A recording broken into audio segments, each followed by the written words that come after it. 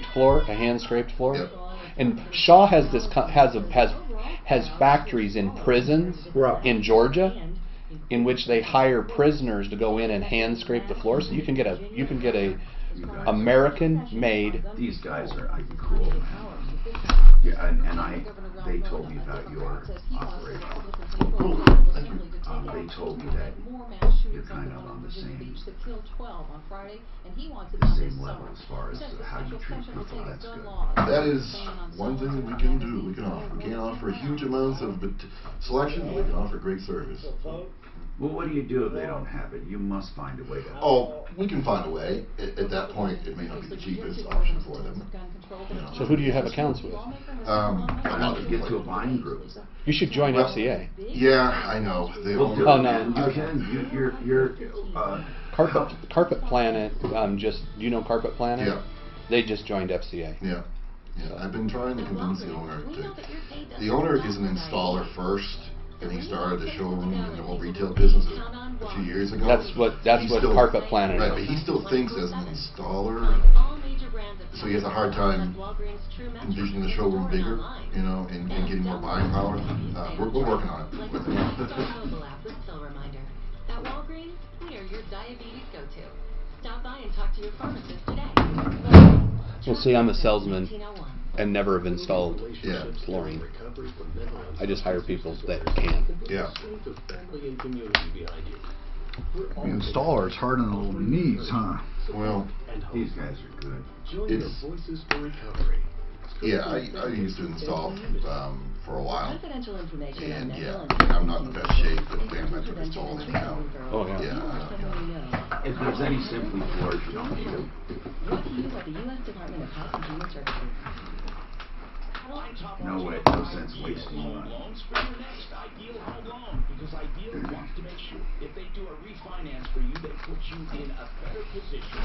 Sean, so you basically have a smaller floor company? Yes, sir. Or what do you do? What's your main deal? You don't have a showroom. We do have a showroom. Oh, you do? We do have a showroom. Yeah. Yeah. And then people come in, you have a smaller selection because of your buying.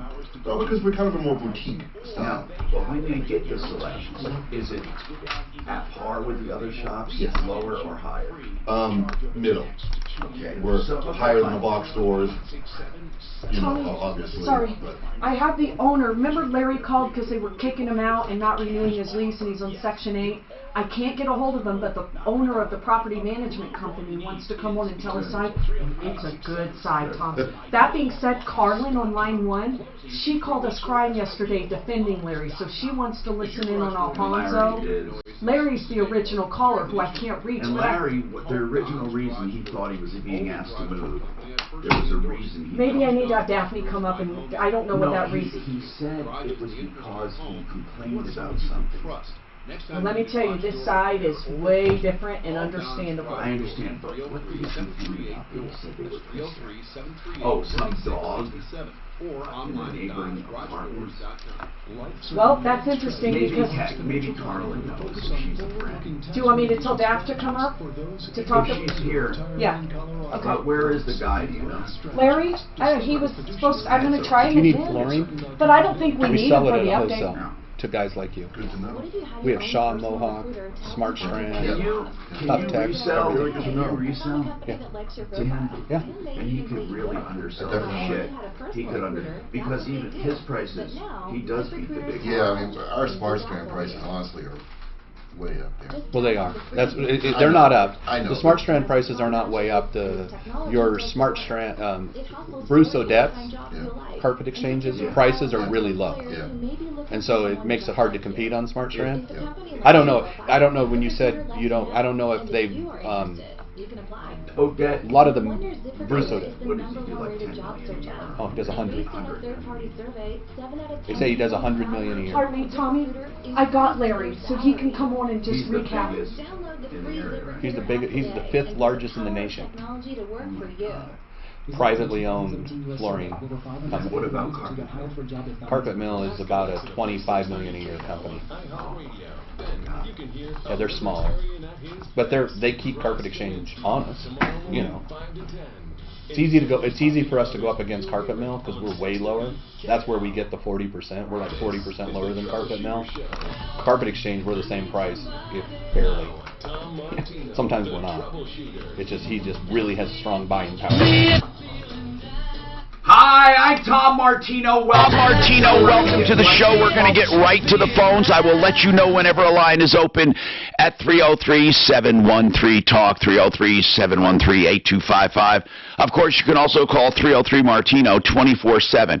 And if we're here, it'll come right to us. If we're in the office, it'll come to the office. If you get voicemail, you leave a message, we will get back to you if you leave a callback number. It's a wonderful system we have, so everyone can be served. Those listening live right now on radio, on our radio stations, plural, on our YouTube and also the iHeartRadio app and Facebook. Those listening to podcasts that you've gotten on iTunes or anywhere else, you can call 303-MARTINO right now while you're listening and get lined up for another show. So that's what we do. Now, we have an important follow-up. Larry called originally about a lease. We have the owner of the management company, I believe, which is a really good thing. And they say there's another side of the story. We love being balanced in our presentation. Today is floor covering day. You know, each day I have a mini theme, I call it. We weave that theme in and out. Floor coverings today, very important thing. As I say, they are ubiquitous. They are everywhere. Everywhere you go, every building, every house, every apartment, everywhere you have a floor under your feet. Buddy Mitchell's with us from Simply Floors, Inc., serving the entire metro area. We also have Sean Hathaway with Valor Flooring in Colorado Springs. So we got you covered. Let's talk. Larry originally called, and he says he's on Section 8, and he's upset because his lease is not being renewed. And he's finding it very, very difficult to find another place. Now, there's two kinds of Section 8s. There's a building where the entire building is approved, and all residents are Section 8.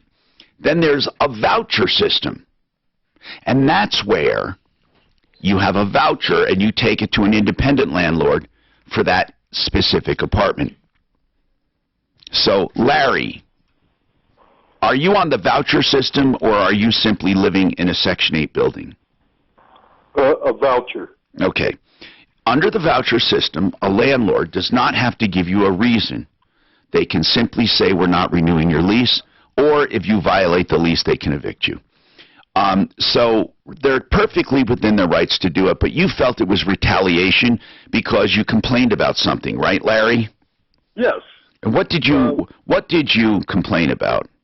Well, let me tell you what happened, because I'm sure the owner's going to tell you. Can you first just tell me what you complained about? Well, I complained about not having my lease renewed. No, I'm asking, you said they did not renew your lease for a reason. You thought it was retaliation. Oh, yeah. For exactly. what? Retaliation for what? Well, they gave a settlement to the lady that filed a lawsuit against me. Yeah, but she filed a lawsuit against you for what reason? Well, for she's claiming that my 7-pound Chihuahua. Oh, that's what it was. I'm sorry. That's what it was. I was mistaken. Your 7-pound Chihuahua caused her to trip and fall, she said. Right. And she filed a lawsuit, and as part of the lawsuit, you believe the settlement included you leaving, that maybe she demanded you get out of there. Correct. Okay. So you're upset. Did you manage to find another Section 8 place? No, I haven't. Not yet. Okay. I got till July 31st. Okay. Now, I really want to give them their say, okay, and see what they have to say. First, I want to bring up Carlin. Carlin, who are you? I'm Larry's neighbor. Oh, Larry's neighbor. And what did you want to say? Well, I want to defend him because he's the best tenant we have here. He's tall, and he helps everybody here. He shampoos their carpets. He's taken homeless people out of here, and there is absolutely no reason for them to make him move. Because if it weren't for him, I don't know what we would do because they change people all the time to come in and clean and do all. Well, okay, I understand. You like him, so you're sticking up for him. But we don't know the other side of the story, so we're going to try to find that out right now. Hold on, guys, and let's bring up Alfonso Silva with Silva Markham Management Company. Hi, Alfonso. Could you just take it from here, sir? Yes, Mr. Martino. First of all, thank you very much Yes. for the opportunity that you're giving our company to tell our side of the story. Many times the media just show one side. So here Larry, has been a resident for a long time. He moved in with his wife, and we allow her actually to get 2 companion dogs. Okay. That were allowed by law because we don't take. But he repeated it, has the dogs without leash and for the violation of a lease agreement. To the extent that at a certain point, being the dogs out of the leash. So you're saying that he let the dog run without a leash? Right, all the time, and we have several notices that it was served verbally and in writing. We have several of them. Yeah. And by the way, Alfonso, when the lease is up, you actually don't need a reason, but I'm glad you're giving me one. I wanted to ask you something. This lawsuit that the woman filed, you guys settled that lawsuit with her? Yeah, so, the lady was badly injured. She got broken hips. She got all the surgery. She got, From this little dog? Yeah, well, she fell because she got scared. She tried to pick up her dog that was on the leash. And she fell because Mr. Larry has the dog without a leash. She got scared. Okay. She caused the dog, Mr. Larry, caused the accident. And we, served him with several notices. So we have to settle with $450,000. What? Yes, sir. You guys had to pay that woman $450,000? And this is public record, and we are able to give that information. And then and as part of it, did she want him gone? Well, I don't believe that she specifically asked us to have him gone, but we have the obligation to protect our residents. You don't want to get another lawsuit. That is absolutely correct, sir. Not only another lawsuit, but another person that could be badly injured, as that happened to the lady. Now, Larry, you can see their point, right, Larry? I can see their point, but this has happened over 3 years ago, and what? I've been abiding. Well, wait, how long was your lease? Year to year. Okay, so, but Alfonso, that just goes to show you that Silva Markham Management Company was very tolerant. If this happened 3 years ago, yet they kept renewing you, that means they tried to give you several chances to correct what they call is an infraction of letting your dog off a leash. I mean, it doesn't sound... I thought this lawsuit just happened, and then they reacted immediately by evicting you, or not evicting you, but by not renewing your lease. But they've been very tolerant. I mean, Larry, you got to admit that. I mean, they've... No. Is it possible that... Ever since this happened, my dogs have been on the leash. Okay, but listen, he says not. I don't want to go there. Here's what I want to know. Have you ever offered to just give up your dogs? No. Okay. Well, okay, that could be an option. I don't know, but it might be too late. And hey, Carlin, do you see Larry with his dogs? Larry has never, ever not had those dogs on the leash. And Sammy passed away a long, long time ago, and he only has little Doris. She's 10 years old. Dora? And Doris. Doris. And this little dog, everybody loves this dog, and I'm going to get a petition going in the building. Which one was accused of tripping the lady? Was it Sammy or Doris? I don't know, but those dogs have never, ever been off a leash. It was a Doris, my 7-pound Chihuahua. I understand that, but I can see what Alfonso... Listen, I'm trying to be fair here, and Alfonso says, look, the lady was trying to pick up her dog. She was afraid the other dog was charging. No, she picked her dog up. She had her dog. My dog was just standing there looking at her. Nobody has ever asked if this lady has ever filed a civil suit before. But what difference does that make? She might be a suer, is what you're saying. If she'd done it 5 times...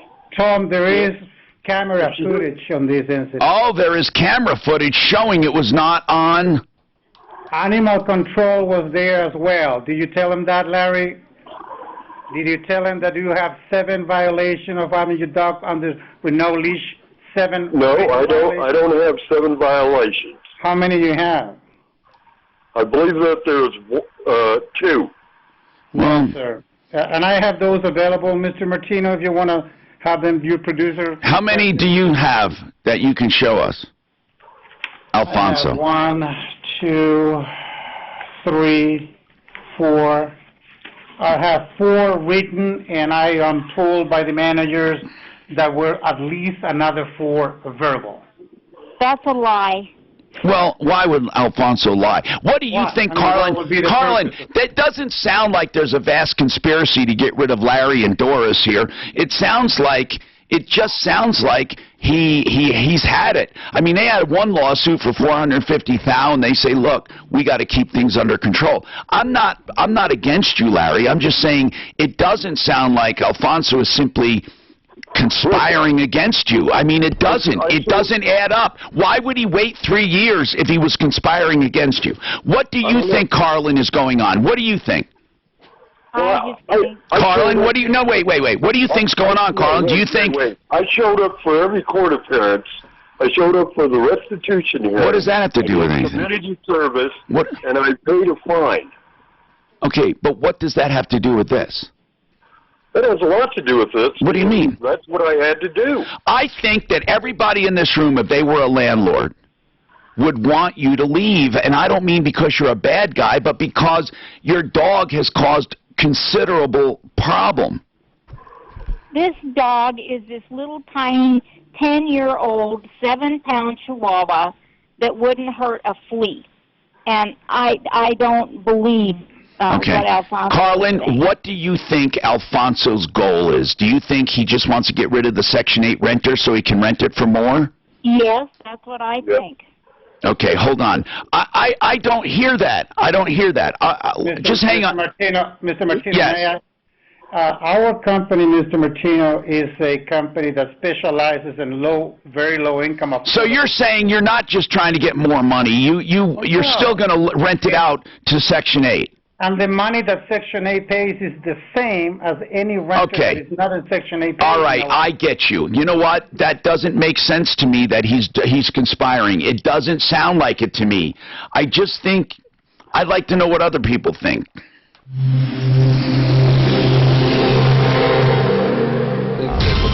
This report. Oh, yeah, and the one I paid $450,000, and if this dog trips somebody else, it's going to be $1 million. She must have really been hurt to get $450,000. No, but She broke her She put hip. it on hold in there. dog wouldn't hurt a flea, though. You heard it. Well, I'm sure she just tripped over it. What if the dog runs up to, so like in our office, we don't allow dogs, or our showroom, because what if a dog that's totally friendly runs up to somebody that's scared of dogs, or someone that's allergic and it starts licking them, Or has right? another dog, Or has another and dog, they're fighting. and your dog's not on a leash, and I don't you're know in my why Home office. Depot does it. Well, it has to be service animals. No, they said welcome dogs. Yeah, they allow any kind of pets in there. Emotional security, support, A great hotel. No, I just think Gotcha. I'm going to do a commercial here, guys. Find one near you and book direct at wyndhamhotels.com. Revitalized Health is the name of the clinic that does hormone optimization. They do biotin treatment. If you're looking for pellet treatment for testosterone, estrogen, thyroid, they also do. And they do a number of other hormones, and they are actually providing some hormones for me where that was recommended, and I'll tell you, they're really good people. But they do more than hormone optimization. They do some other cosmetic procedures like fillers. They do a thread lift that stimulates your collagen but gives you immediate results. We're talking about 3 brothers who got together and opened this healthcare clinic at 470 and Ken Carroll. And I believe they also are opening a second location. We'll talk about that tomorrow when they're on the show. I call them the Hormone Bros. You can too. TheHormoneBros.com. That's TheHormoneBros.com. Or give them a call, 720-361-2302. who used to go hours without visiting the bathroom. Now it seems like you're constantly getting up to pee. Listen, the one thing that Alfonso didn't say was that the other, her lawyer said, why has he not? Why are these lines still showing taken here? My phone is, come over here and look at my phone. Are they open for you guys? 1-800-257-5251. 1-800-257-5251. This phone is not working. You said the lady's lawyer told him that why hasn't this been kicked out before? Why hasn't he been evicted? And then their lawyer said he's got to go. It could become unplugged. That's fine. Are you doing something? So why is he mad at that? Why is he mad at the company? He does.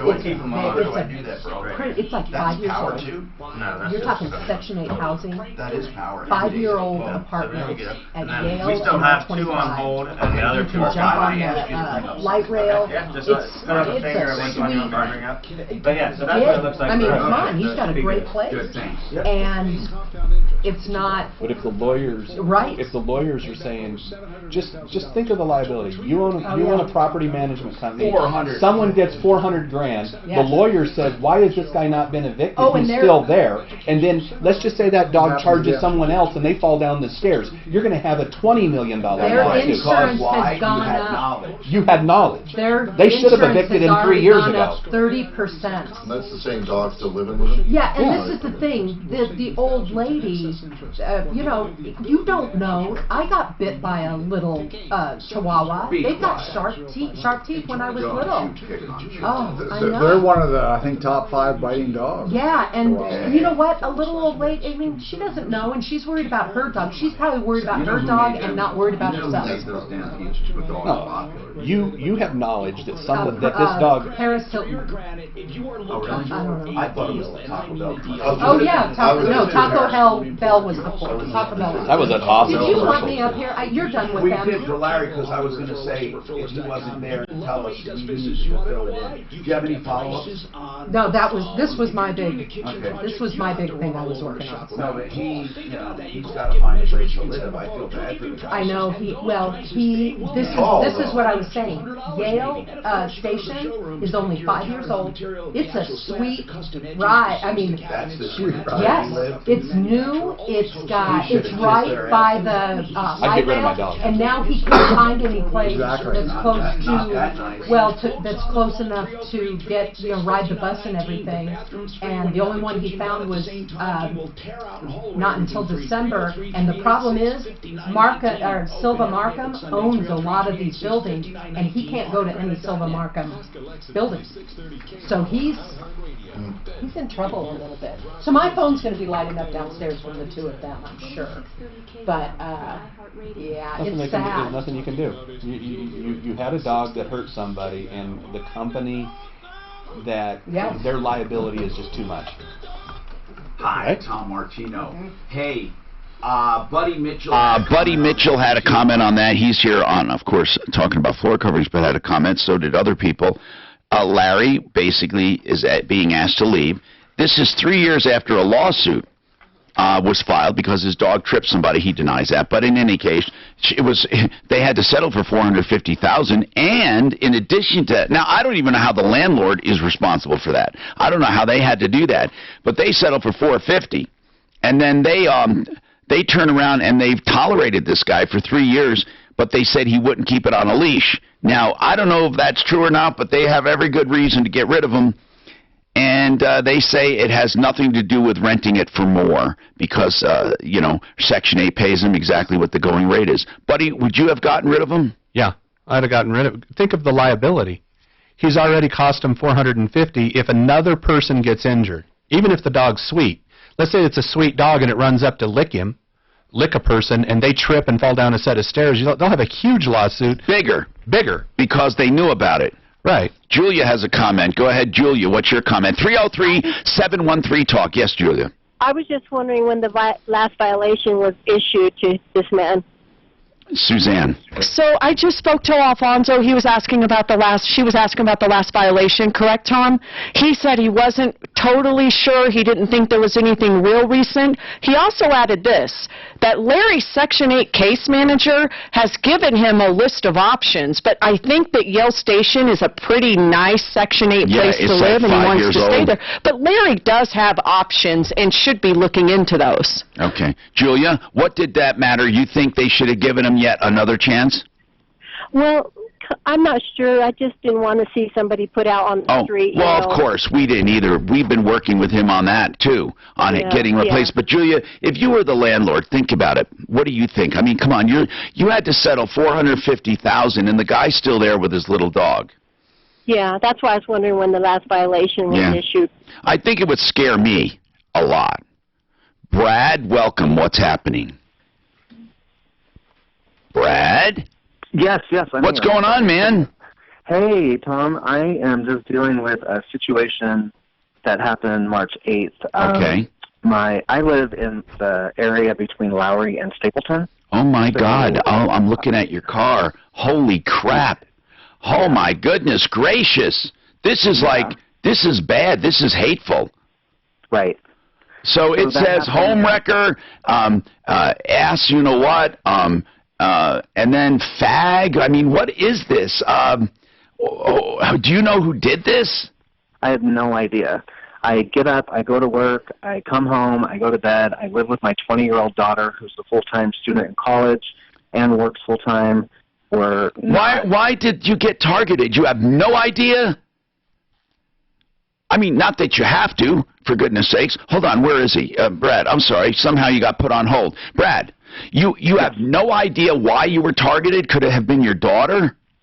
No, she doesn't have anything to do with it. She's had the same boyfriend for the last 6 years. And this says die? I mean, this is hateful. Oh, yeah. Is it mistaken identity?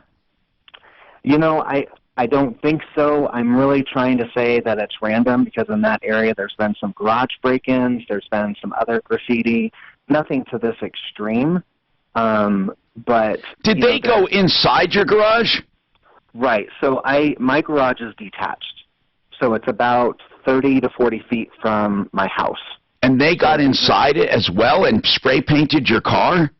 Yeah, so the garage, it's just like a doorknob to a bedroom lock that goes to the garage that's separated, and it was broken. The door jamb was broken, and I mean, I'm just floored that, I mean, here we are, June 4th? I'm still dealing with this, Tom. How are you still dealing with it? The insurance company wants to do an under oath deposition with me. Well, are they thinking you did it? Why would you do it? Yeah, they think I did it. Really? I mean, did they actually say, well, they want to do an under oath deposition? Okay, well, let's ask you something, Brad.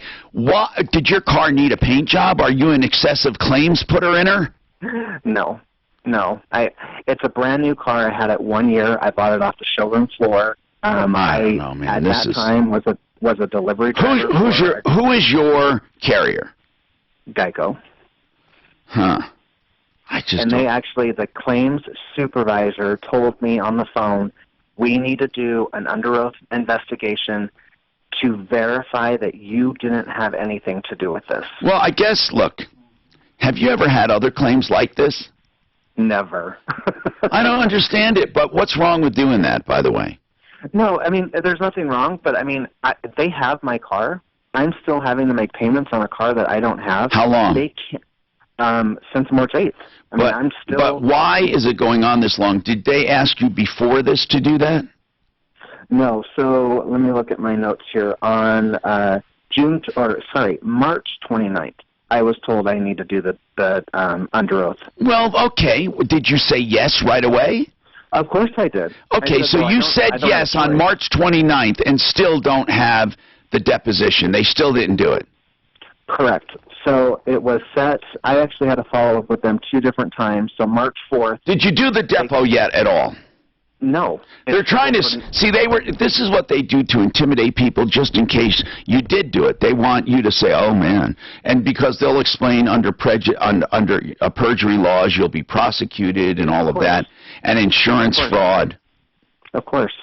which I completely understand. And my comment to her was, so you want me to come and give an under oath statement of what I've already done with a recorded statement with your special investigator, who came out 4 weeks after or 3 weeks after the incident to look at what had happened. But of course, the car was not in the garage, so he couldn't see it. It had already been towed. All right. So what do we do now? Where does it stand right now?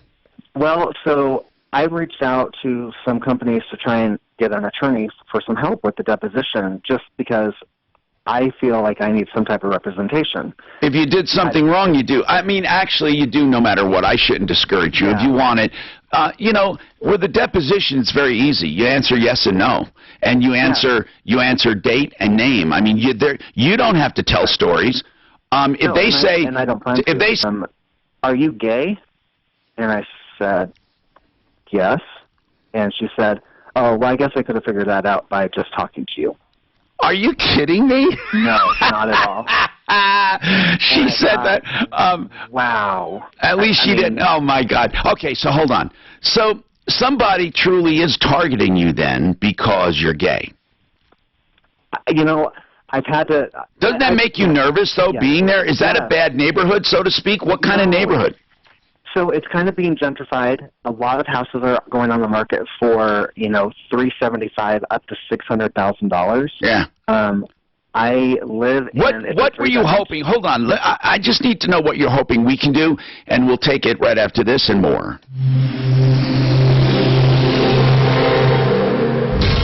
This report is sponsored by Murdoch's. There's quite a few trouble spots to watch out for. A couple of big crashes. Avoid the area of Pena Boulevard and 78th. In fact, a big crash there has the off-ramp from Pena Boulevard to 75th closed. And Gun Club is also closed between Pena and 78th, so avoid the area altogether. Still, that rolled over semi blocking the ramp northbound I-25 to the westbound side of Highway. Watch out for crash being cleared eastbound I-70 at Havana. Crash being cleared off highway on the eastbound side of Alameda approaching Depew as well. The weather forecast. Going to be sunny today. A slight chance of afternoon storms. A high of 81. Right now, a few clouds above, and we're sitting at 73. With your traffic and weather, I'm Pete Wagner. 6:30, K-How. It's sweet summertime in Murdoch's country. Fire up a pellet grill, get your lawn, garden, or pasture in shape, and get savings like 25% off Carhartt Force during Murdoch's sweet summertime sale. Now through Tuesday, June. Century RV, what do you think of when you hear Century RV? You should think about savings because you get tremendous prices at CenturyRV.com. That's Century with a C. And here's the deal. They're up north on the 119 turnoff to Longmont, right on Frontage Road and I-25. They're also out west, just north of 6th Avenue between Kipling and Sims, next to Woodley's, and they have wholesale pricing on some stuff and internet pricing that'll blow your mind. They're here. They're good. They have a service department, 303-453-1111. Saved a lot in your IRAs, 401ks, and other accounts. Taxes could be your biggest retirement expense. Hi, I'm Linda Gardner, host of Your Money, Your Retirement, every Saturday on 6:30 KL. As a CPA, when we put together your comprehensive retirement plan, I'm always keeping an eye on taxes. Don't let taxes derail your retirement. Call 720-488-88. Did they say they totaled that car? Budget A1 Transmission and Auto Repair simply has the very, very best deal in the transmission world.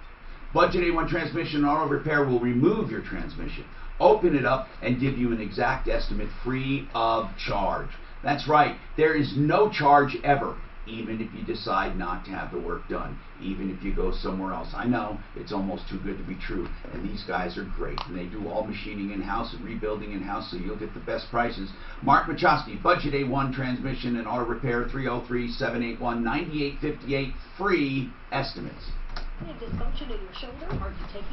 Tommy, this isn't the lady's problem. She has to have her door replaced. There's alarm sensors on the door. She needs those sensors removed before they can replace the door. The alarm company says we can't remove those sensors. We didn't put them on. So I'm not even sure what expert, AMC or something like that. You know? Okay. I just kind of wondered about getting Security Central one, but I don't even know who to ask for there. Jordan. Or if it's worth even and getting them. Maybe. Jordan's the owner. Okay. It would be nice. Jordan Jackson, I think. Yeah. Legit, and I'm so glad that I spent my time driving to see them. The team at Evolution Medical was comprehensive in their assessment and treatments. What they recommended finally made sense. The treatment has changed my life. I can't believe how well their treatments worked when past attempts by other professionals have Brad, failed. what do you think? Working with Evolution Medical I don't see has any been the reason best he would do investment this. I've made in a decade, and I've spent 40 years living on my investments. Well, she's heavy in debt. The protocol has truly been life-changing. They're going to Amazing look at all results, of that. amazing They professionals. always They've look helped at that restore my youthful And if you're vigor, highly in debt, definitely lost your helping job, improve the intimacy with you my know, life. you can look like a My great wife person, sends but that's them why a lot of candles people go and broke flowers looking and really, really thanks good. them for You know, What was the extent of the dent? Oh, It looks like they need a whole paint job. Okay. well, the window, I wonder if there's other dents. It looks like they bashed in the window, too. So he was trying to tow it. He said it was a new car. Less than a year old. Implied he was a driver or something. Delivery driver. Yeah. With that car? A delivery driver with that car? That's a nice car. What is it? What is it? I don't even know what it is. I don't know. Do it. It's a flexible Bill. term loan. Yeah, I know. I can't tell what it is. 303-867. But it's got those low-profile, fancy wheels. NMLS 136756. For terms and conditions, call 844-45 IDEAL. Home record. Denver's Talk Station. Online at khout.com. Hi, this is Courtney Pierce, president of Buy and Build. We are closing our current location and are opening our new location. And they painted his garage door, too. June 3rd, all new orders will be taken at our new location, but we will still be open at our 4800 Washington Street location for a huge liquidation sale. Everything in the store will be marked down. Cabinets, granite tops, sinks, faucets, tile, and much more. All being sold at huge discounts. Everything is 50 to 75% off our already low prices. Don't miss out. This sale ends Friday, June 14th. 4800 Washington Street, Denver. Right. Buyandbuild.net. Yeah. Excuse me, do you work at this grocery store? Yeah. Can you talk about They might even be able to get that off. can't reach the top shelf? Sure. You know. What window is all the windshield? Windshield, yeah. Is that hood broken? That's a good call. I was going to ask that, too, is why is the hood and maybe just the seat What's stuff? home record? Yeah, that's a lot of Greenberry things. cereal with amazing honors. Grab a box today. He never said if it was total. I mean, they could have, flattened his tires, you know. Whole home record thing implies a different story. Cheater or something. Hi. Hello, Tom Martino. Hello, Tom Martino here this hour, brought to you by Frank Duran, therealestateman.com. Frank Duran, what a wonderful man and a great team. Team Duran, 303-920-1622. This is an easy thing to say. You will never find a better service. If you're going to sell or you're looking to buy, either way, Frank Duran, therealestateman.com, 303-920-1622. So listen, this car is graffitified. I don't know what you call it, graffitied or marked up, and it's all, home wrecker, other things, fag a lot, and it looks like somebody had it out for him. It does, but the insurance company, Geico's, giving him a hard time, saying we got to do this deposition under oath. He says okay. Then the detectives looking into this too, the Denver police, I believe Denver. He didn't actually say that. We'll see. But I want to know, Brad, what were you hoping we would say to you? It seems like it's proceeding. I mean, Geico's not going to be able to turn this claim down on a new car. How many miles on this car? 15,000. Okay, and what year is it? It's a 2018. So I bought it February of 2018. Okay, so it's not excessive mileage. No. And any mechanical problems? Not at all. Are you in debt? I think I was one payment behind of $177. Okay, and what about your credit card debt? They're going to look at all of this. That's why I'm asking. I know. Yeah, no, I mean, I was getting behind on some bills, but not to the fact of where, I was destitute. I mean, I had... How old is your daughter? She's 21. Okay. So listen, what do you think? What do you think? Just what is your gut? When you saw that, did you think immediately of someone? No. Okay. Not at all. All right. It was more like, what the heck just happened here? Are you in a relationship? Committed? No. Okay. No, so it's because I wondered about the home wrecker thing. Okay. Sure. I don't know. I mean, I don't know. The people that lived in the house before me, I was actually managing the house. because I know the owner, and we non-renewed their lease. Are you owning it now? Do you own it? No, I just rent it. Okay, so could they blame you from getting them out of there and now you're renting? Yeah, because they actually broke up. They broke up because of the eviction? Because we weren't renewing their lease, yeah. That could be the homewrecker part. Well, and that's what we had discussed, and I've given Geico their information. And one of my neighbors said that the previous renter was very belligerent. I mean, I actually, when we did the walkthrough, had to ask him to leave because he got in my face because I was... Okay, man, that's so obvious then, if that's what's happening. Exactly. Anyway, Exactly. It seems like it's proceeding, just not as quickly as you want it to. Are they providing you a rental car? No. So even though I paid for it with my coverage, they canceled my rental car. I only had the rental car for 2 weeks, and I was supposed to have it for about 54 days. And they canceled it when the day that they said that I had to do the under oath deposition. All right, they're calling it fraud. So you have to tell them to put up or shut up. What do you want us to do? Basically, I'm just hoping to get the word out there, like, hey, is there anybody out there that's been through this type of situation with an insurance company? Yes, we've had several cases that call in here that go through this, and they just have to go through it. Now you can complain to the insurance commission's office. You can get an attorney to help you with the deposition. We have plenty of attorneys we can turn you on to that would help you. I mean, Mark Kranak would do it for him. That would be great. Basically, I've talked to one attorney. He's like, I would love to help you, and I think we could win, but I need a $4,000 retainer. Of course you do. Of course. I mean, it's expensive, and what are you going to win? What you should have gotten anyway. Now, there's something called bad faith. That's when the insurance company is purposely delaying coverage or not settling, and then bad faith gets you treble damages and all kinds of stuff. But if an attorney really believes there's bad faith, they will represent you on contingency. This attorney apparently didn't think it was bad faith. He just thought maybe it's taking too long. So we can we'll have an attorney look at it. Suzanne, refer him to somebody just to look at it and see what's going on. All right, so floor coverings, guys, is this the season for them or not? Yes. Is this what I thought? Like fall going into Christmas is the biggest. What's the biggest season?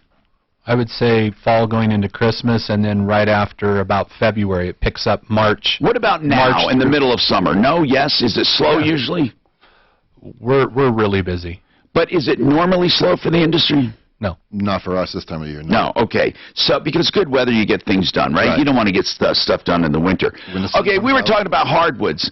And we do have an email. What's better, pre-finished or buying it and having it finished? And we're having that discussion off the air. I think they heard it on broadband. So I'm asking you, are more and more people going for pre-finish, or are they going for, what do you call it? What do you call the other sum? Sand and finish. Sand and finish, or are they going for pre-finish? Most people are going for pre-finish. I think so. Isn't it more durable because it's done under controlled circumstances at the factory? It's a better look.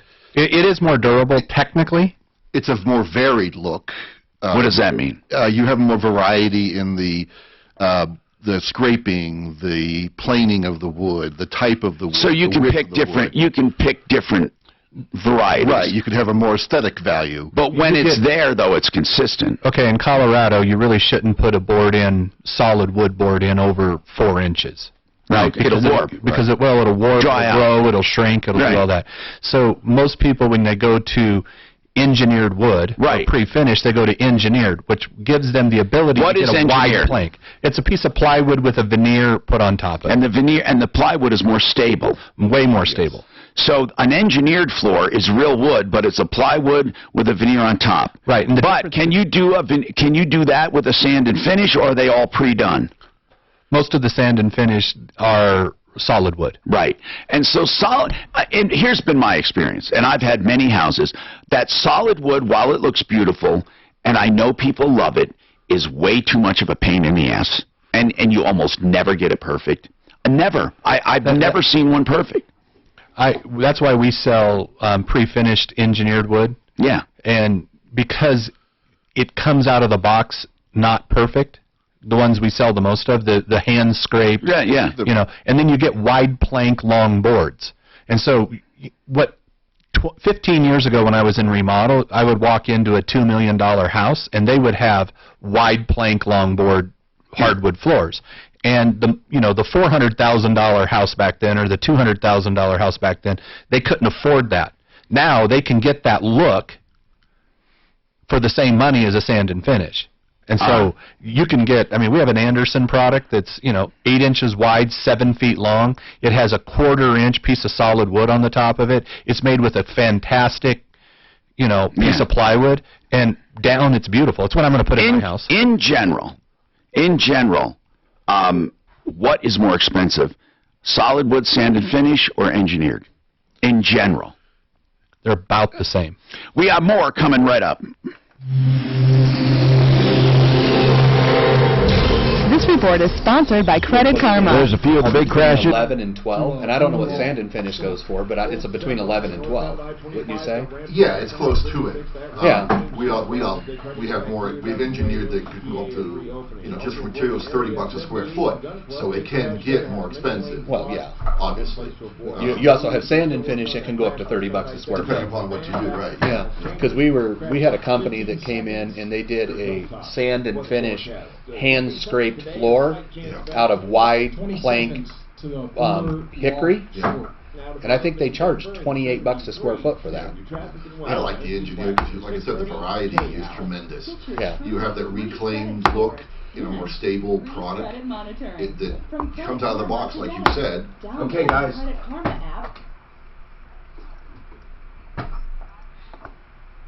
Why can we offer you free legal advice if you've been in an accident and you're hurt? Because John Fuller Law, wants to be your attorney. He'll be the first one to tell you if you don't need him or if you don't need an attorney.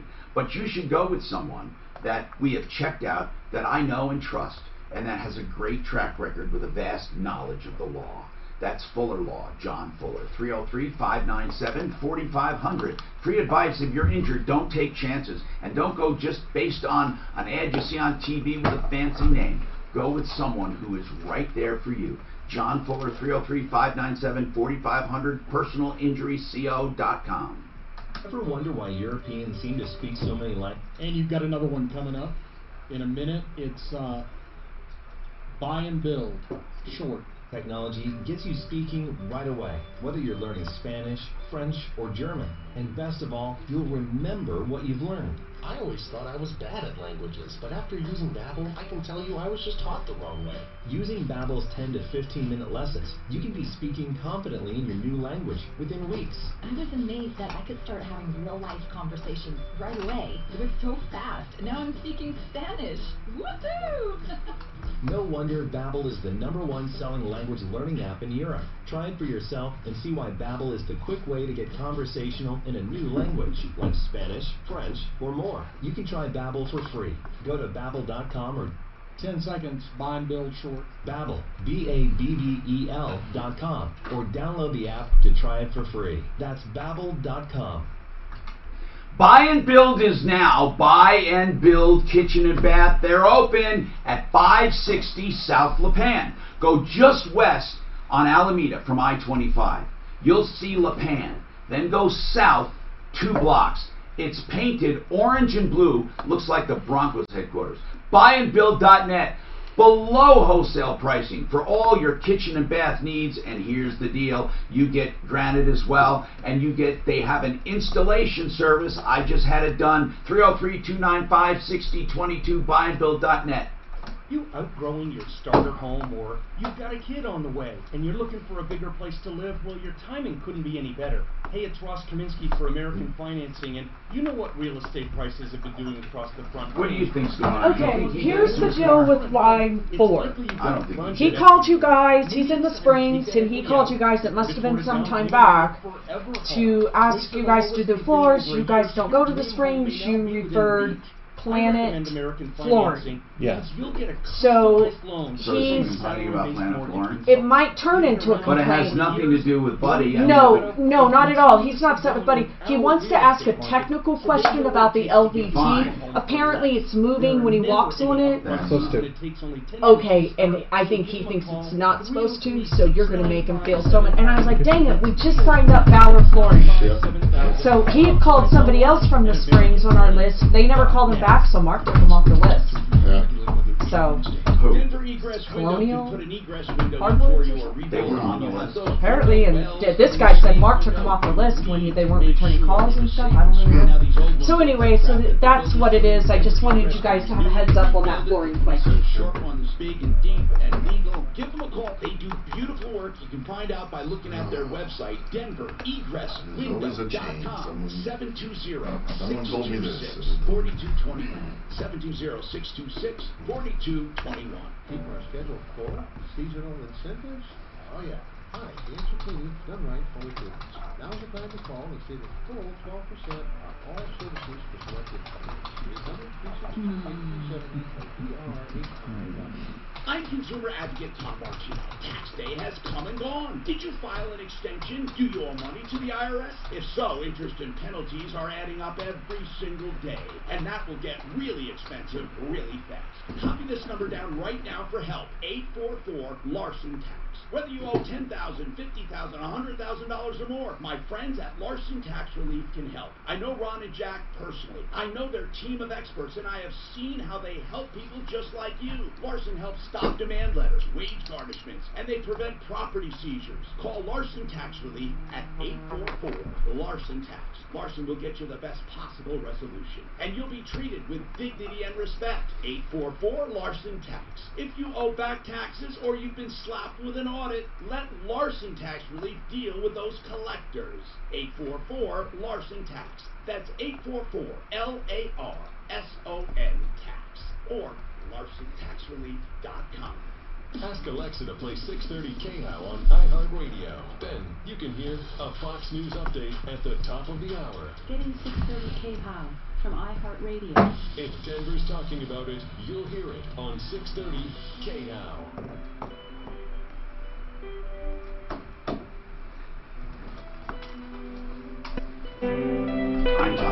I'm Tom Martino here, and Tom's got a question on flooring. We have Buddy Mitchell with us with Simply Floors Inc. and Sean Hathaway, Valor Flooring in the Springs. Go ahead, man. What's happening, Tom? Hey, good morning, Tom. How are you? Good. What's going on?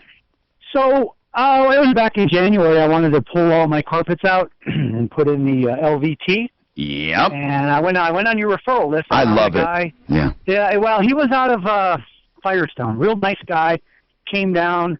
I agreed to go with him, but he never showed up. I don't know. Something happened. I hope he's okay. In Firestone, okay. Anyway, he didn't take any money from you. Took him off. No, you guys took him off. Mark Major took care of it. We took him off the referral list because we had more than one complaint that he was not getting back to people.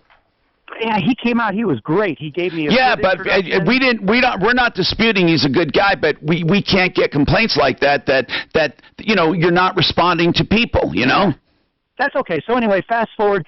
So I had to get this job done, and I was on vacation that week, so I called Simply Floors up there in Denver and wanted to know if they came to the Springs, and unfortunately they did not. I thought you said Firestone. So you had a guy from Firestone come down to the Springs? No, he was going to. He was the dude on your referral list. Right. But yeah, and Simply Floors doesn't. He showed up for the job.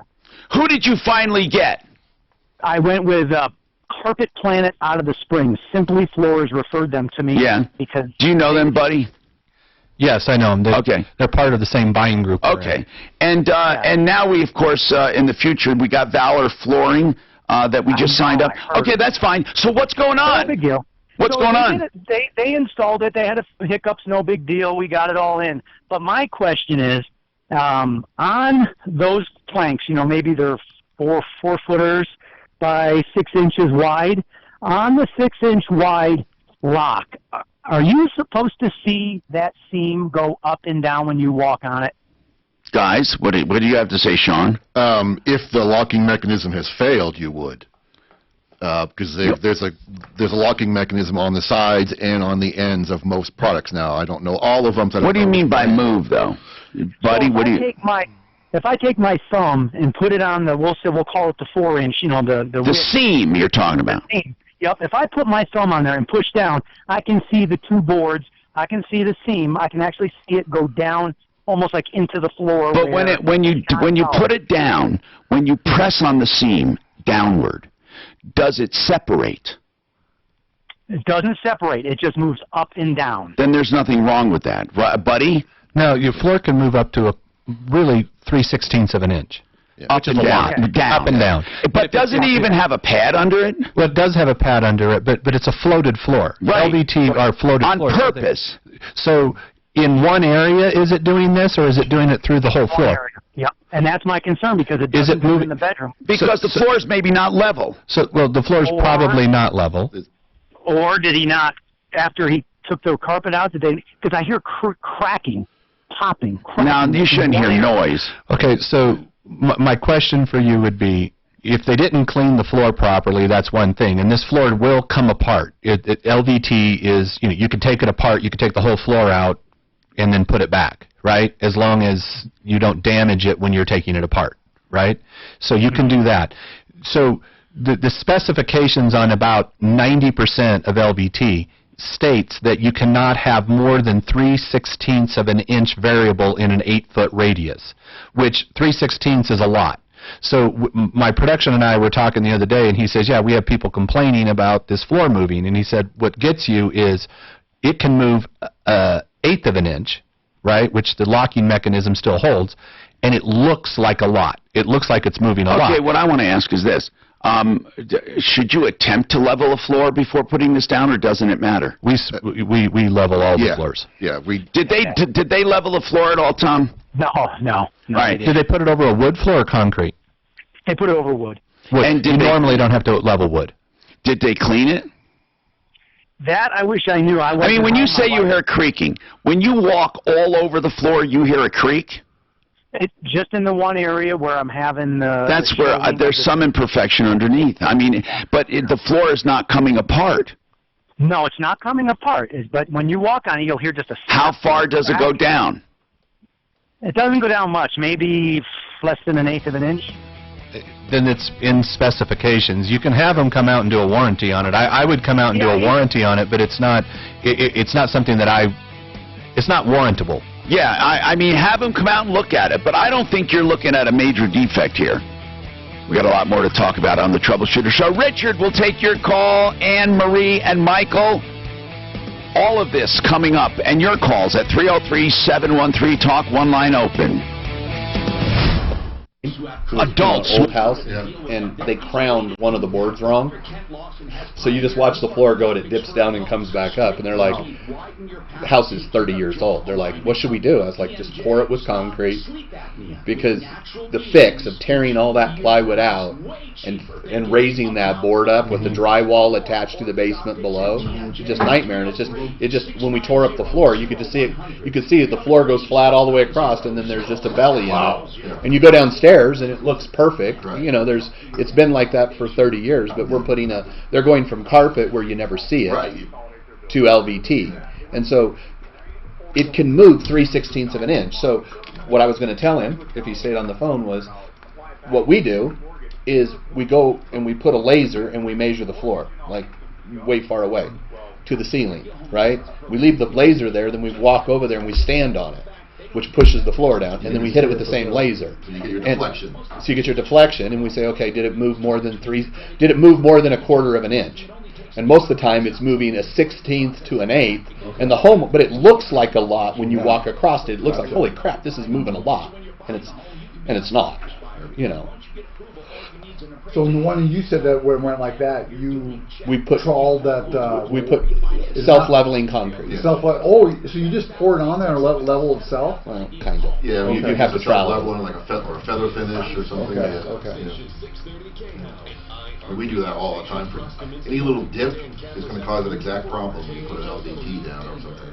And is that self-leveling concrete or like it's a little soft? Which there are types that harden and there are types that stay more of a rubbery. Right, yeah. That's what I've seen, is little rubbery ones. Sometimes the harder ones can break up over time, and then you get that crunching underneath, which you don't want. It just depends on what brand and type you use. Gotcha. Huh.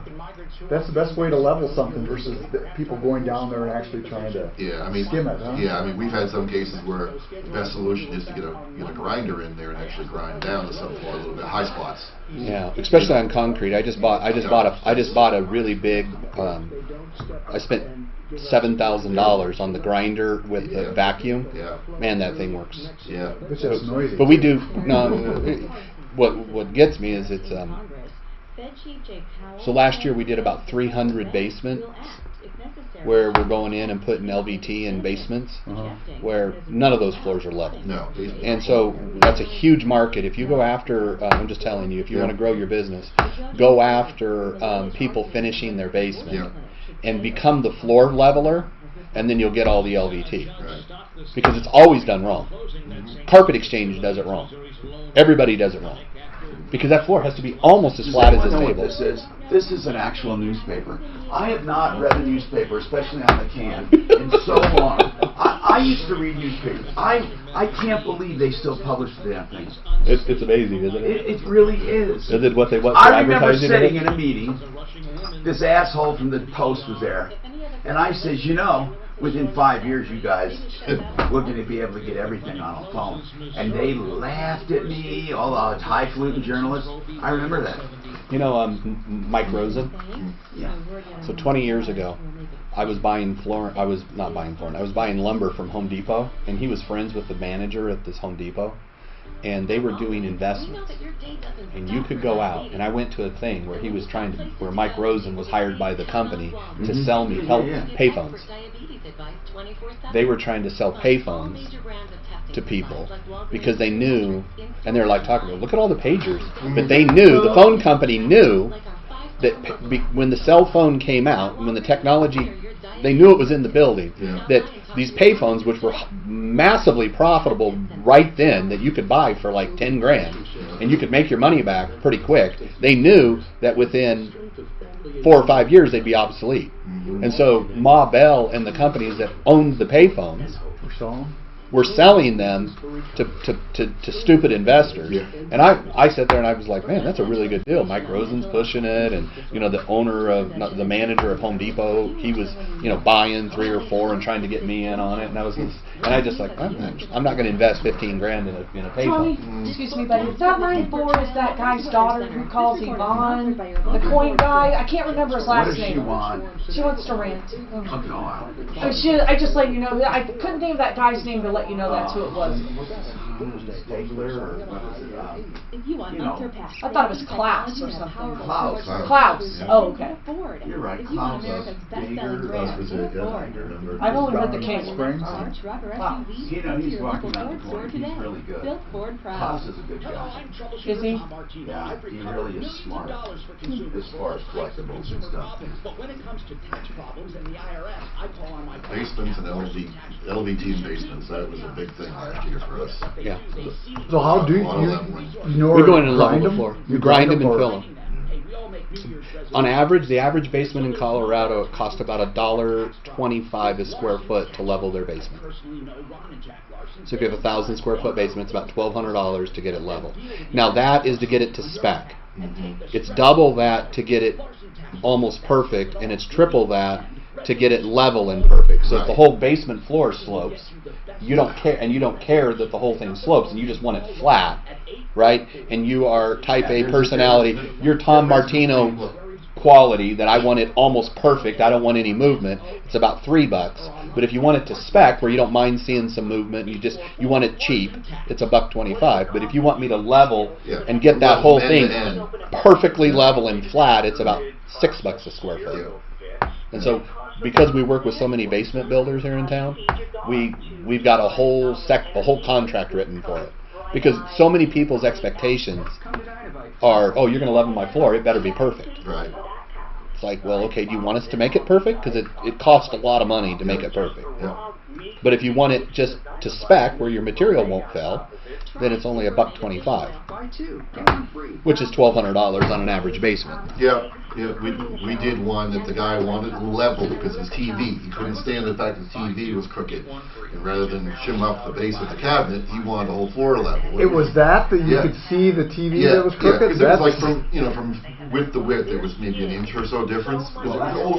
That's an awful lot. Well, what we tell people, if you spend $70,000 to finish your basement, and the floor's so out of level that your pool table doesn't work, you're not going to be happy, right? So if you want us to level the pool table area, we'll level it. But we have setting the right expectations. There's a difference between flat and level. Absolutely. Flat can be flat out of level, but if you want it flat and level, then we might have to pour 2 inches. And then we have a lot of basements in Colorado where they heave in the middle and they're walkouts, where we can't level it. And if it's made like a football field, you can't put in LVT, or you shouldn't. Now, Tom Martino, the Troubleshooter. Help me if you can, I'm feeling down. Hi, I'm Tom Martino, your Troubleshooter. Welcome. I'm a consumer advocate. Been doing this for 40 years or more. Yeah, just nearly 40 years in Denver and more elsewhere. And we are here to do one thing and one thing alone, and that is just to solve problems.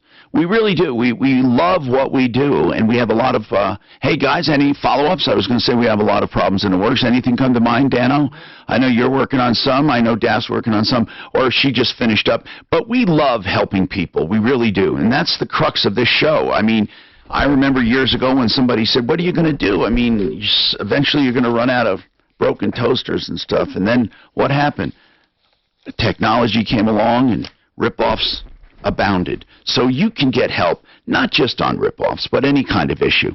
303-713-TALK. Our guest today, Buddy Mitchell, Simply Floors, Inc., the Front Range here north, and then Sean Hathaway, Valor Flooring in Colorado Springs. We're talking floor coverings, and we're talking about wood, sand and finish versus, pre-finished floors. And pre-finished are outselling sand and finish now. Unless, of course, you're patching, like you want to add to existing floors and you want to patch or fix. So welcome to the show. We're here to do just what we said. So let me get to the phones. 303-713-TALK. Richard, what's going on? Richard is going to take us to task on something. Richard? Hey, how you doing today, Tom? Good, man. What's happening? Hey, I called you guys about 2 years ago on the Keller County Police up there, the code enforcement. Which one? Well, hold on. We actually, in the small mountain communities and Teller County, we do get complaints about inconsistent enforcement. What was your issue? I want to try to recall it.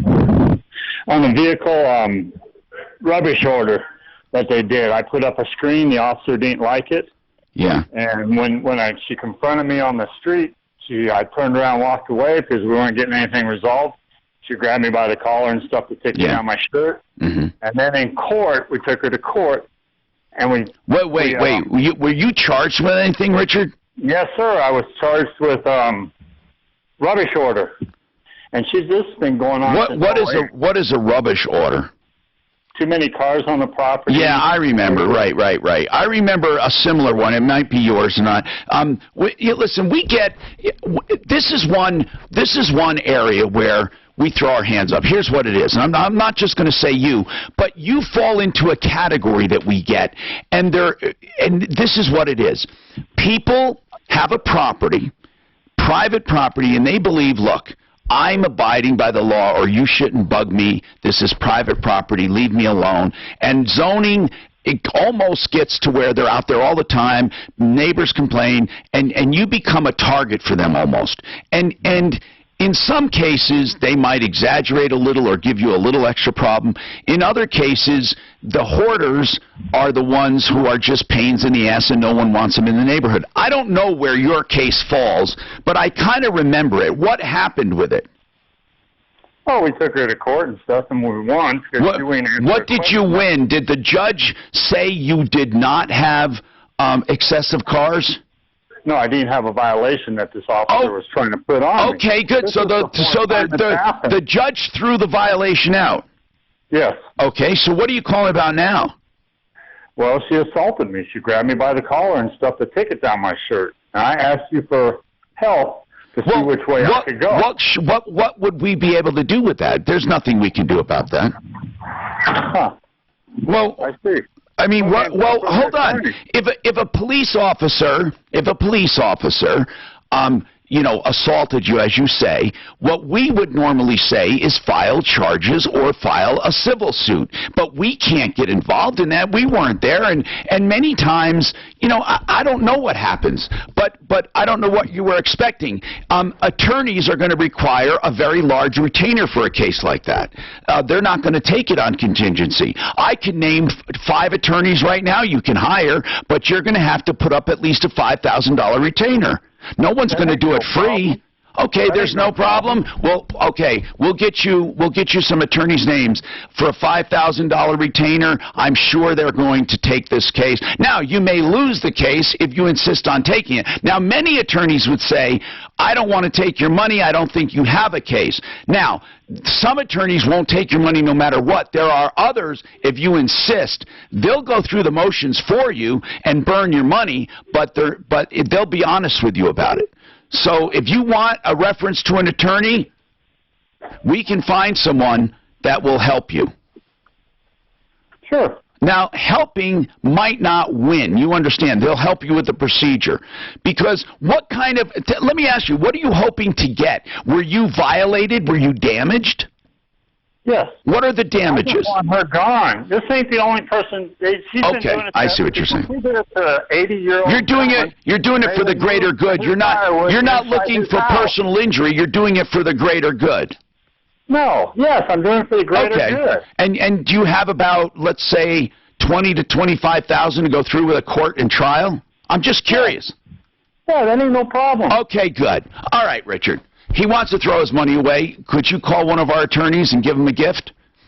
$20,000, $25,000? It would be good. Now, I'm not saying they would charge you that automatically. They're going to take it one step at a time. And, Richard, in some cases, you may get action. You may get action. But if you want her removed and other people are involved, have you guys tried complaining to the police department about her? Yes, sir. What happens? What happens when you complain? I just pushed her underneath the rug. I got the letter saying that she did nothing wrong. How many people? Under investigation. How many people complained? How many people complained? Oh, I know 4 people I know complained. Now, can you get us those names and we'll follow that up, okay? If you have an errant police officer with 4 complaints from 4 different people, Richard, I'm going to hold you to task. We'll get you an attorney to talk to. The second thing, we would like to talk to those other 4 people who complained about this officer. Okay? We will do it. Get us the names. Suzanne, give him a place to write to us to give us those 4 names. Plus, refer you-know-who to him for a consultation. He's willing to pay. He's willing to put up a retainer. And he's willing to spend up to $25,000 to get this done. I think that if there's a case, we should listen to him. 303-713-8255. William, what's happening? William? Hello. Oh, good morning, Tom. What's going on? I spoke with you maybe 60 days ago about receiving, you called it an Obama phone, a government-issue phone, and you said that you would send one. I'm in the senior housing program in Colorado. I asked Daphne. She doesn't recall this. I don't recall you ever saying we'd send a phone. Were you on the air, William? Excuse me? I'm sorry. Were you on the air, sir? Yes. Your voice sounds familiar to me. So, can you explain the situation to me again, William? I'm sorry. I don't recall saying we would send you. I don't know how we would send you a phone. We don't have access to Obama phones. And by the way, is this Obama phone a myth, or were their phones given out free? They were given out at government. Deputy Dan, what do you know about Obama phones? I know you're a real fan. I don't know very much. I know they were giving them away free. I'm not sure if the program's still there. But what was it, really, the Obama phone? Yeah, they wanted everybody to have a way to contact someone. So like a homeless person. For emergencies. Okay, and you, 500 minutes. And what did we tell you that we would, I'm sure we didn't say we would get you one. We might have said we may try to find out how to get one. I don't know. But you need a phone. If you could do that, I'd be... we have to look into it. William, I promise you, I don't know much about it, but hold on a second, okay? Don't hang up on William. Does anyone actually know about an Obama phone, or is that a bunch of crap? That's what I want to know. Is it a bunch of crap? Yvonne, how long is this rant going to take? I'm going to put the timer up and let you have it. How long? Not too long. Okay, well, let's give you 30. My rant is that I was listening to Ross Kaminsky this morning, and he was mentioning he had a guest. It was Ed C. Lover. Oh, it's hard to. I don't want to go back on somebody else who was on the air. I mean. No, but this is just listen. Okay. The thing is that he referenced the website, thebizjournals.com, about basically, because today is the last day to vote, and it's basically the differences between the two candidates. Okay. Okay, the policies between Michael Hancock and Jamie. All right. Okay. So I go there to see what he has to say, because when he was on the radio, he had made some couple of good points. And so, behold, I have to pay $4 to get the full article. And yeah, $4, it's not that much. $4 is what, a Starbucks maybe. But the fact that this is an important thing, and it's a community, a public thing as far as making a decision of who you will or will not vote for. Therefore what? Therefore, there's some things that should have an exception, that shouldn't cost money. I mean, that's just like for me. No, I totally agree with you. But there's a lot of free information out there, Yvonne, a lot of it. I know that, but this was so quick. It was going to take me 5 minutes to take my time to read and to see the differences and to see. But what were they forcing you into some kind of subscription? Yes. Huh. And then I called and then I spoke to Rebecca, his assistant, and I talked to her about it. Right.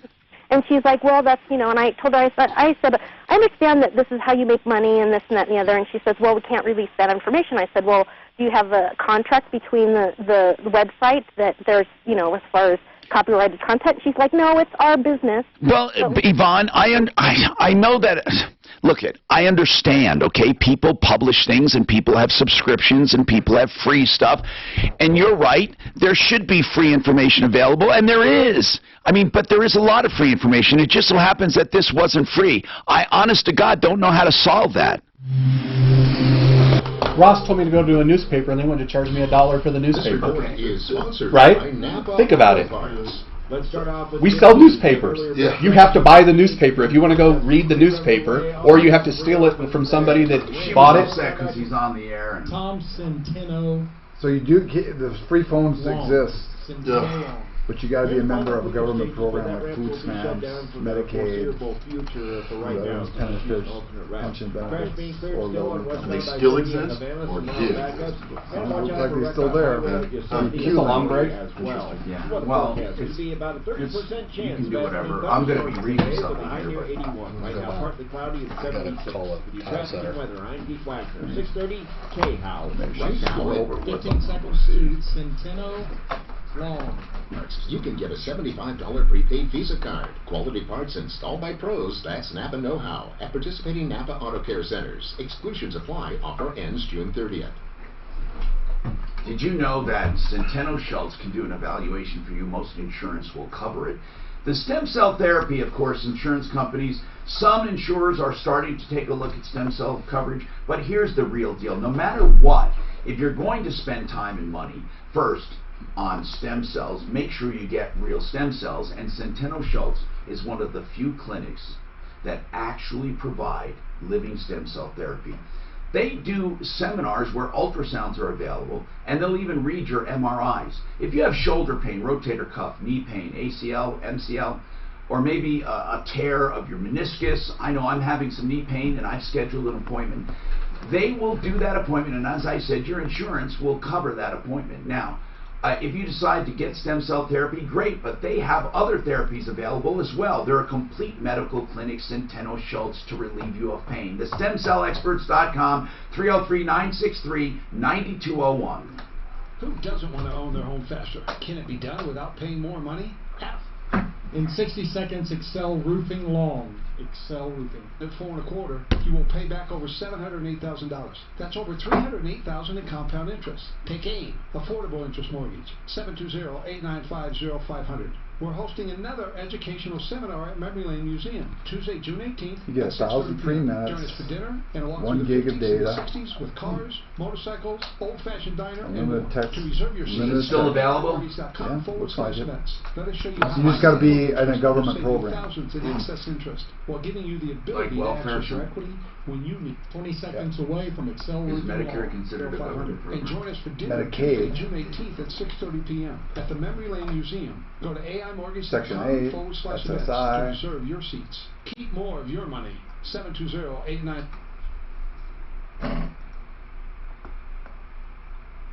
You hear on this show all the time about risk that consumers take with businesses. There is absolutely zero risk with Excel Roofing. There is absolutely zero risk in everything to gain. Jay Bretz and his qualified team will inspect your roof. They'll give you an honest and clear estimate of everything you need, not what your insurance company says, what they say. And then they discuss that with your insurance company and can help you. But the biggest deal is you don't put a penny down. Not in the beginning, not during the job, not until the very end when you're 100% satisfied. Their contracts are fully spelled out. And if you decide to cancel, no penalty. This is the way Excel Roofing does it. I wish everyone did business this way. Excel as in excellent. ExcelRoofing.com. 303-761-6400. 761-6400. Pain and dysfunction in your hip? Are you taking drugs such as over-the-counter non-steroidal medication? Okay, I'm looking at Obama phone. Never seem to fix the problem? Downtown's Healthcare has helped thousands of people get off medications and avoid surgery. Check them out. downtownshealthcare.com. Adults who have crooked Snow teeth says always it's wanted not to true. deal with them. There What, are for a ways phone? to do that. Dr. Kent Lawson has pioneered Then these places are, there's like, here's Q-Link. Snope said there's no free phone. With TMJ. Stop sleep apnea with Here's SafeLink. Maybe these are scams. Wait. Hold on. Part is true. Hold on. Low-end cell phone plans and offset some of the cost of landline phones. The program authorized the phone distribution program is called Lifeline Assistance. Seasonal incentives? Oh, yeah. These cell phones are delivered through a relatively new government-approved cell phone companies like SafeLink. Good job. It's the new I Dan see Capler SafeLink, Show. Afternoons Quick, 4 to 6. Quick Join me Link. at 4 on the Dan Capler Show. We're It's a coincidence. Okay, this is what they say. It was not started by him. It did not start. Oh, that's all they say is it's not an Obama phone, along the way. even though they called it that. Hi, Tom Martino here. Tom Martino here. Welcome. 303-713-TALK, 303-713-8255. Here to help you. And one way to help you is by telling you about One Clear Choice Garage Doors, because you will never find a better garage door company. They were at my house. I got new garage doors from them. I've gotten openers from them. I've gotten adjustments from them. I've gotten service from them. And you won't go wrong. And they do free inspections, even tune-ups and lubrications. 303-565-6409. LiftMaster opener starting at just $333.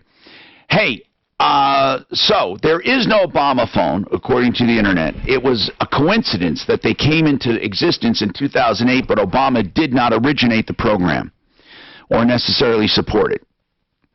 So it was a program where phones were going to be given out. That's it.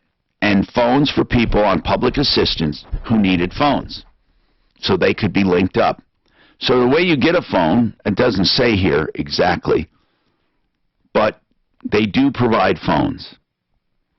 Let's see, who qualifies? Cell phones go to those who qualify for other programs, government assistance, right, Dano? Right, Medicaid, Section 8, SSI, Veterans Pension, Low Income. Right, so, Food first stamps. of all, William, are you on any government program? William? Okay, he's not there. But you have to be eligible for another program.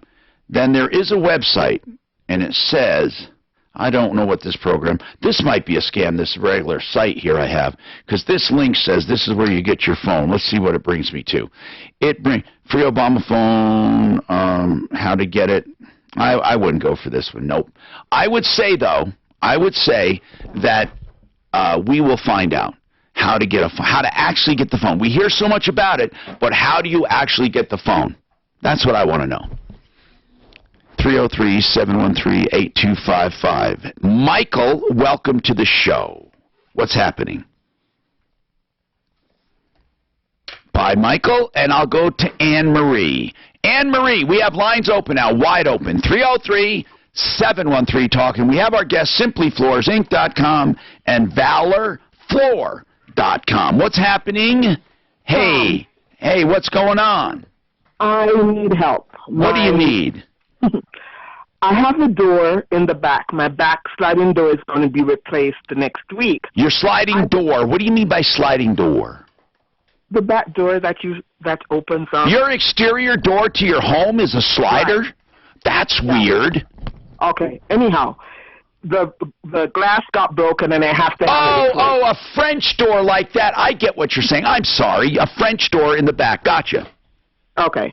So I have an alarm company that I called because the people who are replacing the door need the sensors taken off the door. Right. The alarm company tells me they cannot remove the sensor because they did not put it on. Are they saying it's not their property? It's not their property. Okay, but is it your property? When I bought the house, all the equipment was already there.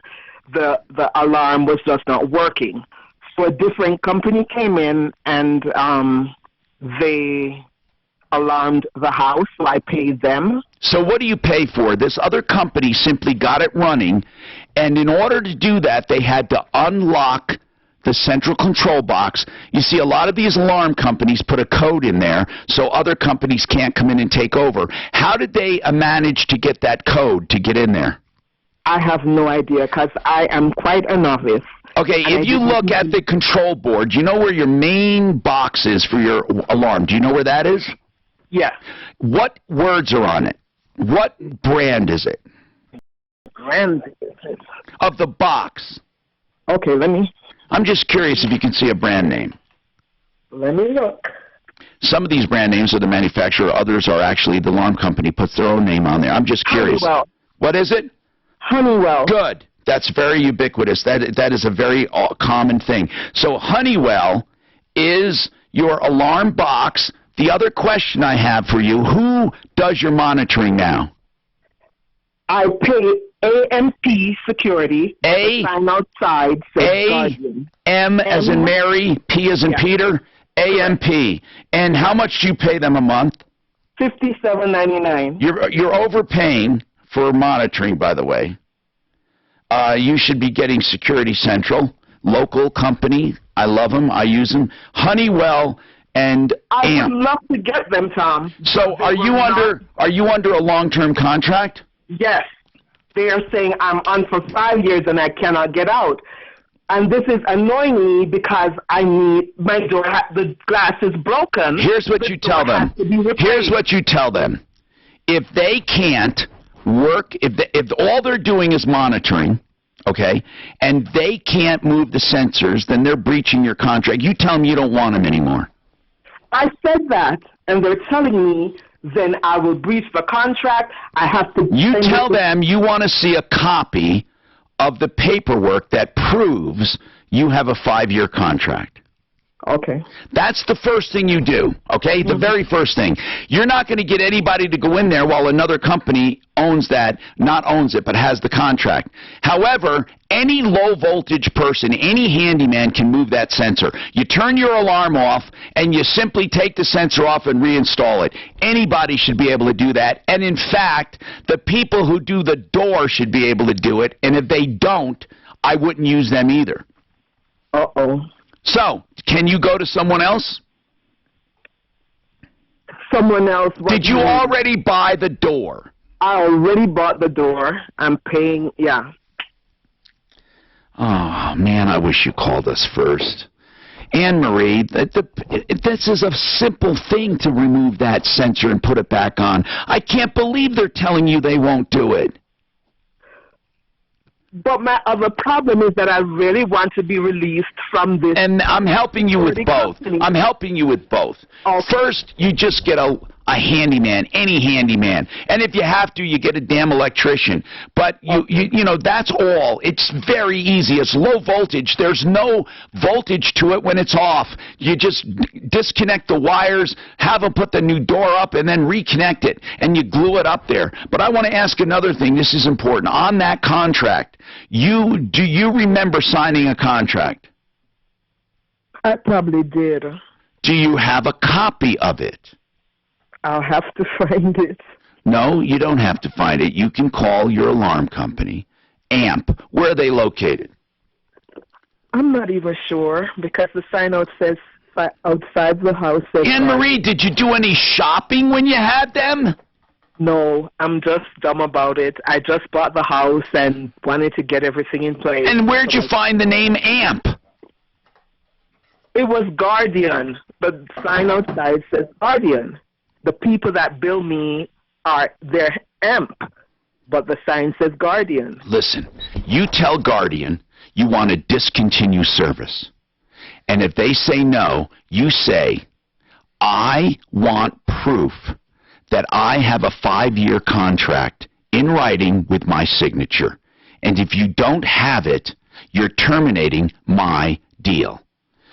Call me back, okay? I've given you enough information. You do what I say. You tell them you want to see proof, because I doubt they have it. I remember Salesforce gave me that crap one time, telling me I had a long-term contract, but they couldn't produce it. And in fact, the only contract they could produce was a 1-year deal. And so I wanted $15,000 back from them. You know, you got to hold people to every, you know, dot the I's and cross the T's and make them produce documentation.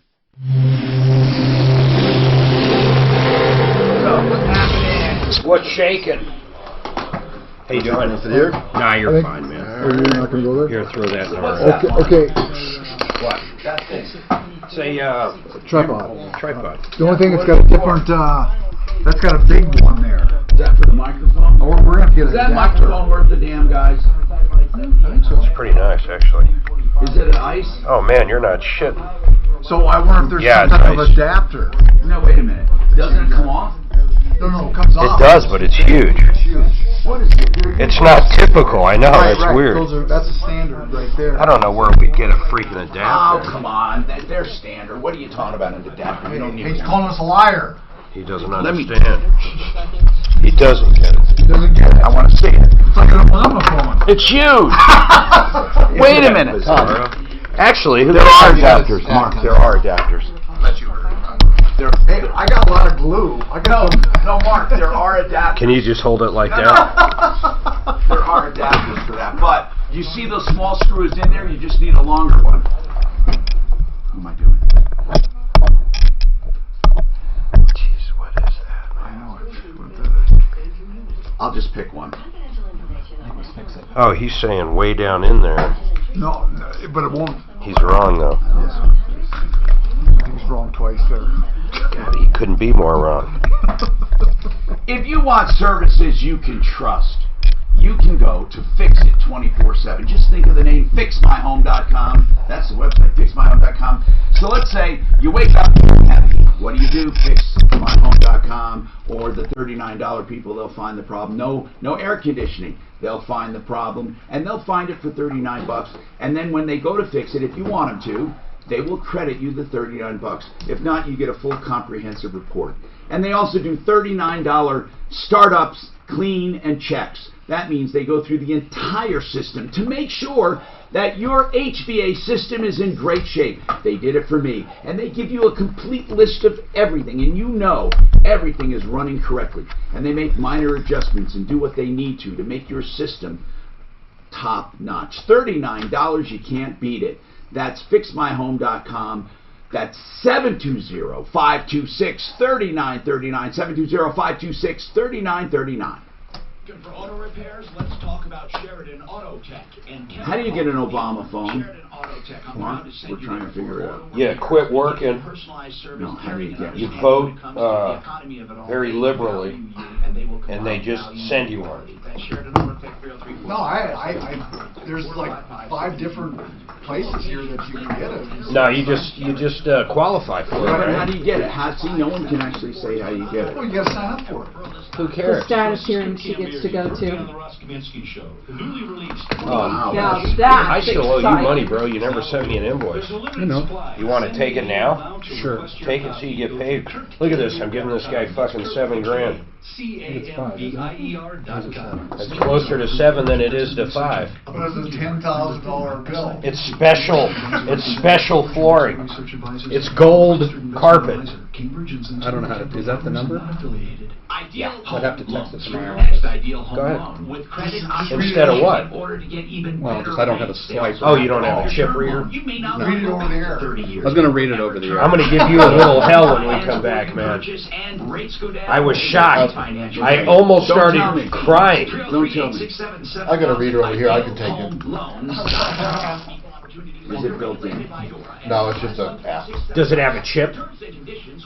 They I like the thing I you don't have it plug with in. me. That's they have chip ones. Yeah, we have that. Yeah. But I don't carry it. Oh. That sucks. Wow, I'm surprised they didn't send an adapter. How about with that? We're playing, right? Yeah. Okay. Ross is in it. He said he can. Did that thing come with any adapters or anything?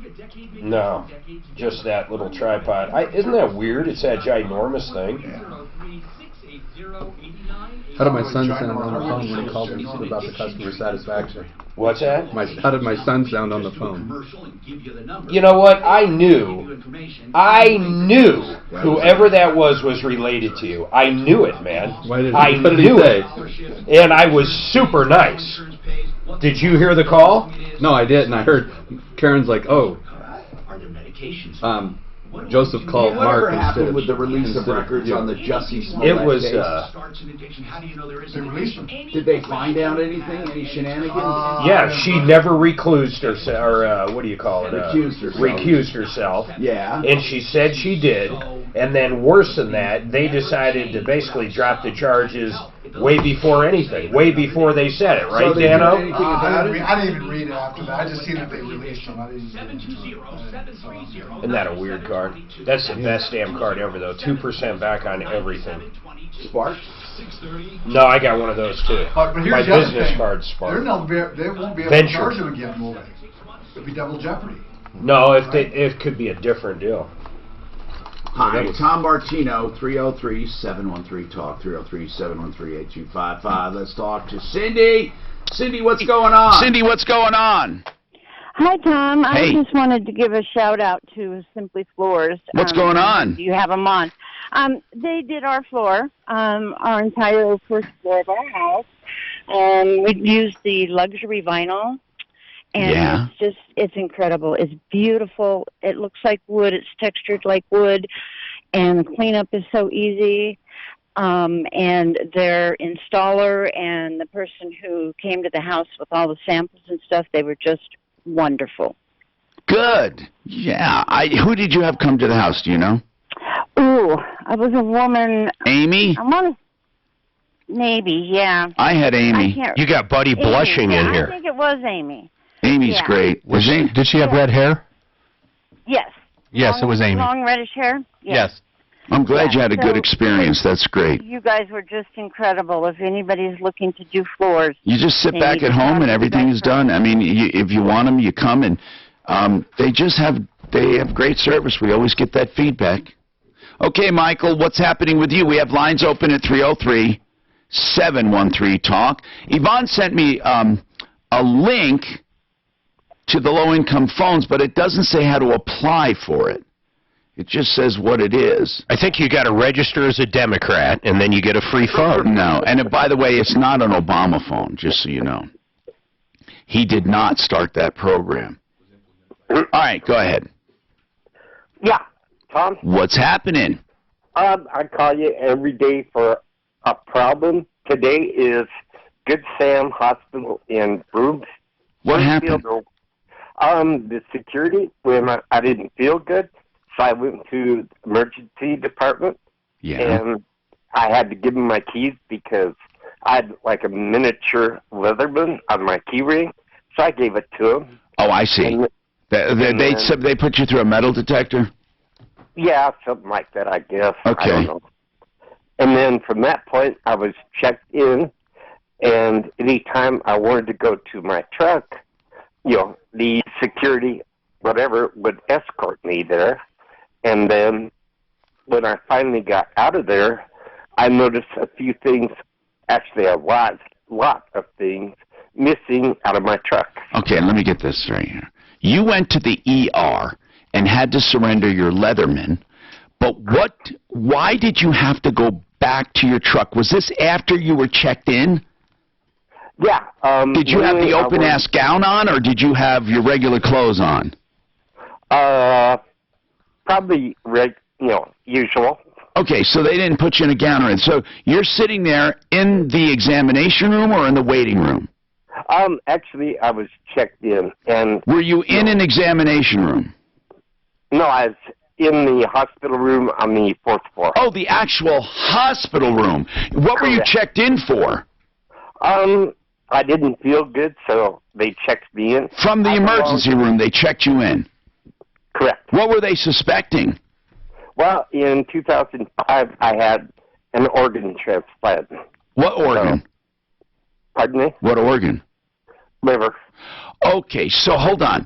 Why did you have to go out to your truck when you were admitted into the hospital? I wanted to get my laptop out of it. So okay, all right. And security went out with you to get your laptop? Correct. They escorted me out. And you had your key?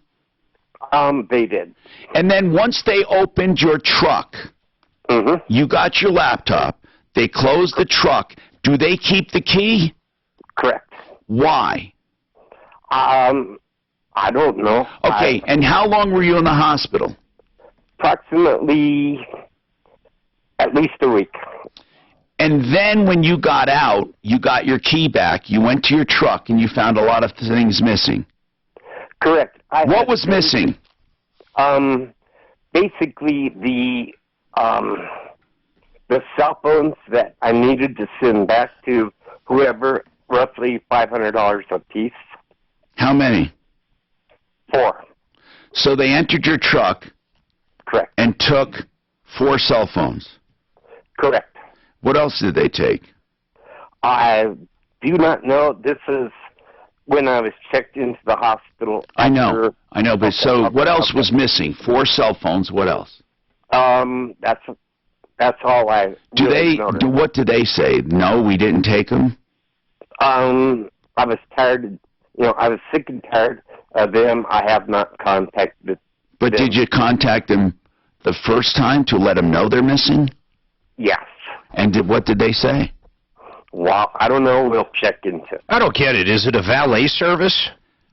No. He had to surrender his keys because there was a Leatherman on it. I don't understand it. But when you go to the hospital, don't you keep your keys and wallet and all that in your room or not? How do you normally do? Well, normal people do. I mean, I don't know what the hell he's talking about. He's claiming that they had the keys to his car, so they obviously went to his truck. They went there when he was in the hospital and took stuff out of it. I don't think they did. I mean, that's my opinion. I can't fight for you in that because I don't think that there's not enough. Were they iPhones? What kind of phones? They were, the other one, Androids. Okay, 4 Androids they stole from your truck. Well, Correct. If you report them stolen, they can't use them. Yeah, and Android or whoever I contacted, they needed the serial numbers or whatever, and I reported them as stolen. And, And who's your carrier? That was, I believe it's Sprint. Do you now have to pay for those phones? Yeah. You were going to return them. Why? Why did you have 4 phones? They were defective. Every time I had to plug them in to keep them working. So why did you have 4 of them? Okay. First, it was Verizon, and anytime I visited them, went to their store, I gave them the phone and told them. So how many Verizons did you have? 4. So, okay. Listen, man, I don't know what to tell you. I just don't think that these you think the security guards broke into your truck, or opened your truck with your key and took your cell phones? Yes. I'm sorry, Michael. I don't think so. I'm sorry. I just don't. I don't think there's anything I can do about it. Hey, man. What? I heard you. What? The first hour. Yes? You were talking to that guy that they're not renewing his lease. Right. When he called a couple days ago, yes, he neglected to tell us about the $450,000 lawsuit. No, that's a hell of a thing to leave out of a story. He should be out on his ass. He said they settled, but he didn't know. He didn't know how much. $450,000? If you were the landlord, wouldn't you get rid of him the second you could? They kept him for 3 years after that. I mean, I didn't say they were wrong for getting rid of him at all. That guy came on. I felt bad for him. No, at first we were thinking... No, I felt bad for the landlord. Oh, of course. But, man, we got the other side of the story, didn't we?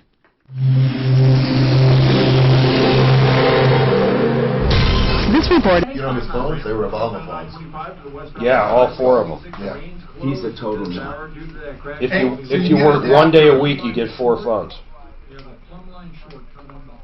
So Mark, you get adapters, $7. Where? From a big to a little, huh? Right there. You know what's funny is that whole damn thing cost me $6. The whole damn one. The whole tripod cost less than the damn adapter for the thing to work. It didn't cost $6. It was $6. And it's a selfie stick. Oh, that's important.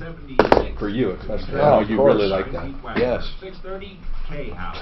Get your truly free credit scores. That sucks when the adapter is more than the damn thing, though. Unless you can find a cheap one on your house, what's about right? Credit Karma. Oh, price-wise? Okay.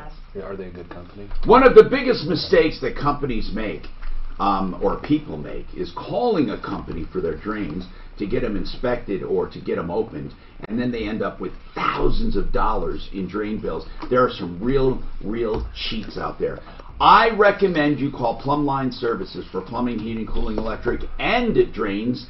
And for $93, they'll clear your drain, or it's free. And they give you a full diagnostic. If you need drain work done, they have no subcontractors. PlumbLineServices.com, 303-586-1086.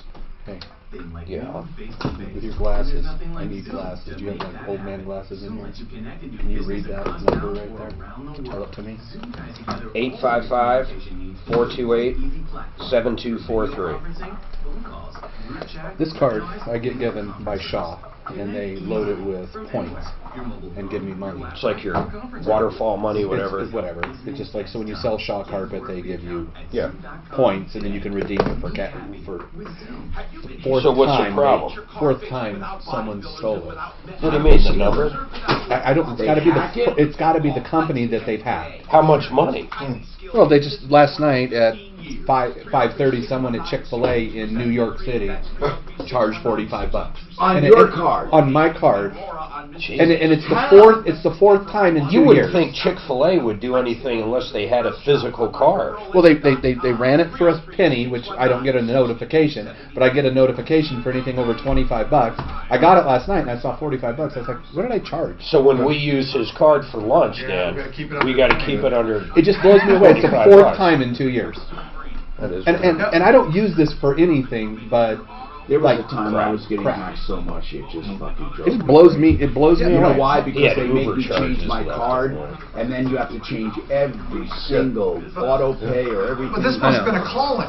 Because you're right, they wouldn't have taken just a number. I think somebody is scamming the number and then making a card. Right. Because it's happened in New York City, and the only thing I can think of is it's got to be the company that they're scamming. That's why they switched to chips, man. Capital One is the worst, by the way. You can't. For refuting a charge, Capital One is the worst.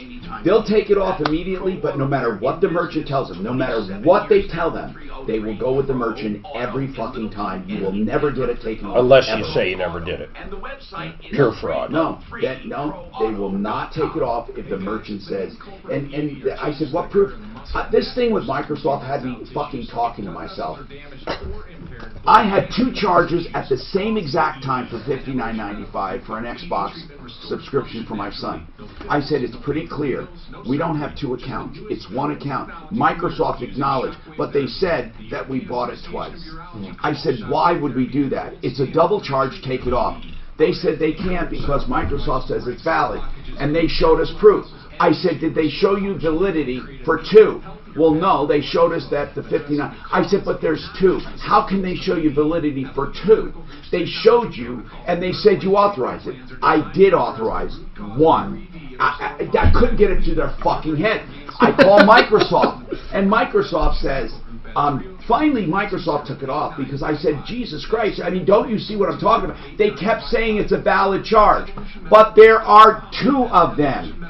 They wouldn't look at the one that was, it was like they saw one of them only. You were prepaying for the next year. Yeah, no. And here's the deal. I said, you know, I'd cancel everything. The thing is nobody gives a shit because it's not their company. If you were on the phone, you give a shit. No one on the phone cares. They don't care about you. And at Capital One, they don't get, I mean, it was so fucking frustrating. It was unbelievably frustrating. They will never go with you ever, no matter who it is. If the company, and they said, well, they've shown us. I said, what did they show you? And they said, well, they said it was valid. I said, what exactly did they show you? Because they said, I have to show proof. I did not order it. How do you show proof you did not order something? What do you show them? I mean, they said, show us proof. There is no proof that I didn't do it. I love their warnings. I'll get something saying, hey, did you leave a 40% restaurant, or hey, your electric bill is $40 higher than usual. But truly, you know what? They really should not take part in a dispute. If I want to not pay something, they ought to let that merchant come after me directly and fuck them. Why? Yeah, but because they already paid the merchant, they already transferred the money to their account. Take the money out. They've taken money out of my account. Yeah, I had the biggest warranty ever. They whacked me for it. Had a customer. He bought a house. So you do not have protection with Capital. You absolutely do not. You don't? We almost quit taking credit cards over. Well, you can't do that. I can tell you some fucked up things about. Do you know Capital One, when they, you know when they said you suspect fraud, and so they send you a new card? The old card is still active, and if someone puts a charge through, they'll put it through. So how are you protected? Hi, Tom Martino, your troubleshooter. 303-713-TALK. 303-713-8255. What is going on in your life, and how can we help you? Curtis, he wants to talk about government phones. First of all, it's a big rumor that it's an Obama phone. All of Obama's critics said it was an Obama phone because they were established the first year he took office. In fact, he didn't even have enough time to establish that program. Now, I'm no great lover of Obama. I'm no great critic of Obama, but I will tell you this. He shouldn't be criticized for Obama phone, nor should he be praised for it. But no one could tell me, how do you get one? We just hear about them, but we don't know how to get them. So, Curtis, what's going on with you? Everything's good, Tom. So you have a comment. I do. Well, more of a little bit of info than comment. If you, all the days that the social services offices are open, or the Denver offices there on Federal and 12th. Yeah. Anytime you drive by there, there's a tent set up on the corner across the street that says phones on it. Oh, and really? Yep, they set up there because they know that anybody that's going in that building to get services is eligible, and they have people signing up for them all business hours that building is over there. Oh, thank you. Have been for years. Thank you for telling us that. Yeah, they set up a tent on the corner of Sheridan and Colfax as well on occasion. All right. Now, the reason the program exists is because the giant, large communication corporations, they all have subsidiaries that operate under different names than their own, that their lobbyists ramrodded this through Congress. So it's a form of corporate welfare that all of us are paying for. How did it get to be called an Obama phone when he didn't even do it? Because that's how they got away with it, is they put the onus on him. They blamed him for it when they knew that it was all it happened during the Bush administration. He had no control over it either, but it's just all, lobbyists. Yeah, but he could have nixed it. He couldn't have. No, it was signed into law in the previous administration. He couldn't have nixed it. Huh. So it's a Bush phone. So it could be. You know what? Thank you very much for that information. He says they're in a tent outside of the welfare department or one of the offices. Now, I'm going to then start a term, and I'm going to hope to get an Ocasio-Cortez paycheck. I like that. Well, it's guaranteed income, guaranteed universal income. I like how she chased Amazon out of New York City. Yeah, but anyway, she's looking for guaranteed universal income, or is it universal guaranteed income? Universal guaranteed income. Yep, UGI. So I'm going to get me an Ocasio-Cortez paycheck. I wonder how much I'd get. How much do people get if it's guaranteed? I don't know. Universal. Anyway, 303-713-TALK, 713-8255. Let's talk to Derek about Skyline Mitsubishi. Derek. Hi, Tom. Hey, what's going on, Derek? Okay, right now, not a whole lot. But what's your problem with Skyline? Okay, Skyline. Okay, look. Nobody's supposed to check your credit 17 times. Wait. Did they check your credit 17 times? In 3 weeks, Tom. Did you go to Skyline? Yeah, but they're just shopping the loan. That's somewhat normal. Maybe not 17, but 8 or 9 is pretty damn normal. Wait a minute. But did you go to Skyline? Yes, I did go to Skyline. To buy a car? Yes, I did. And they were going to do financing for you? Okay, so they said they were going to get financing through the bank approved, right? Yeah. So what they let me leave with was a promissory note, basically, to pay them at a later date. I understand that. Yeah, people do that now and then. I don't think it's a good idea. So you took the car along with a promissory note? Pretty much, yeah. Yeah, okay. A lot of people do that. So I don't like it, but they do it. And, in fact, it's more honest than other ways. Yeah, why don't you like it? Well, I don't know. I guess because what if, Derek, they can't find you financing? That note's due and payable. Then Derek shouldn't leave with the car. Right. Well, he shouldn't leave up to him. Or the note. Well, he shouldn't leave with the note either. Taking the car does not make it active or inactive. It's the act of that promissory note. I've learned that now. When is that promissory note due? Okay. The car has already been returned. I actually ended up returning the car last month. How many days did you keep the car? I kept the car for like a little bit over a month. Okay, you kept it a little more than a month. How much did you have to pay for that use?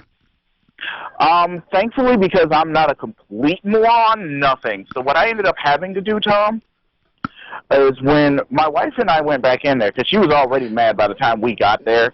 But he drove the car for a month for free, and he's mad at them. Well, Derek, hold on. I want to hear the rest of your story. And ask Chris to hang on. Suzanne, I'd like to get the flooring question out. We have more coming up. I'm Troubleshooter Tom Martino, 303-713-TALK, 713-8255. There's a lot to talk about on the show. Stick around. I had the car. Well, they ruined his credit by checking it 34 times, but on the other hand, he already had sucky credit. It's only one. He's going to drop to 200 points. Eventually, though, it's only one look, man. Eventually, it's only one look. Right, and that's what it is. It's probably not. That's what I said. I said this is. But hold on. When does it hurt your credit? It always shows, like on Capital One. You know how you can look at your credit. When I shop for a car, they usually shop it with 8 or 9 different people. They do. I mean, that's just what these dealers do. Can I tell you something? But then it drops, but then it comes back. I own everything cash, okay? I have all my utilities paid on time. My credit cards are paid every 30 days. Yep. I have not had one problem with credit for years and years and years. That's not true. Chevy.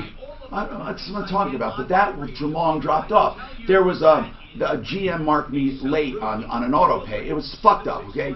But here's what happened. My credit score went up to 760, right? And every fucking week,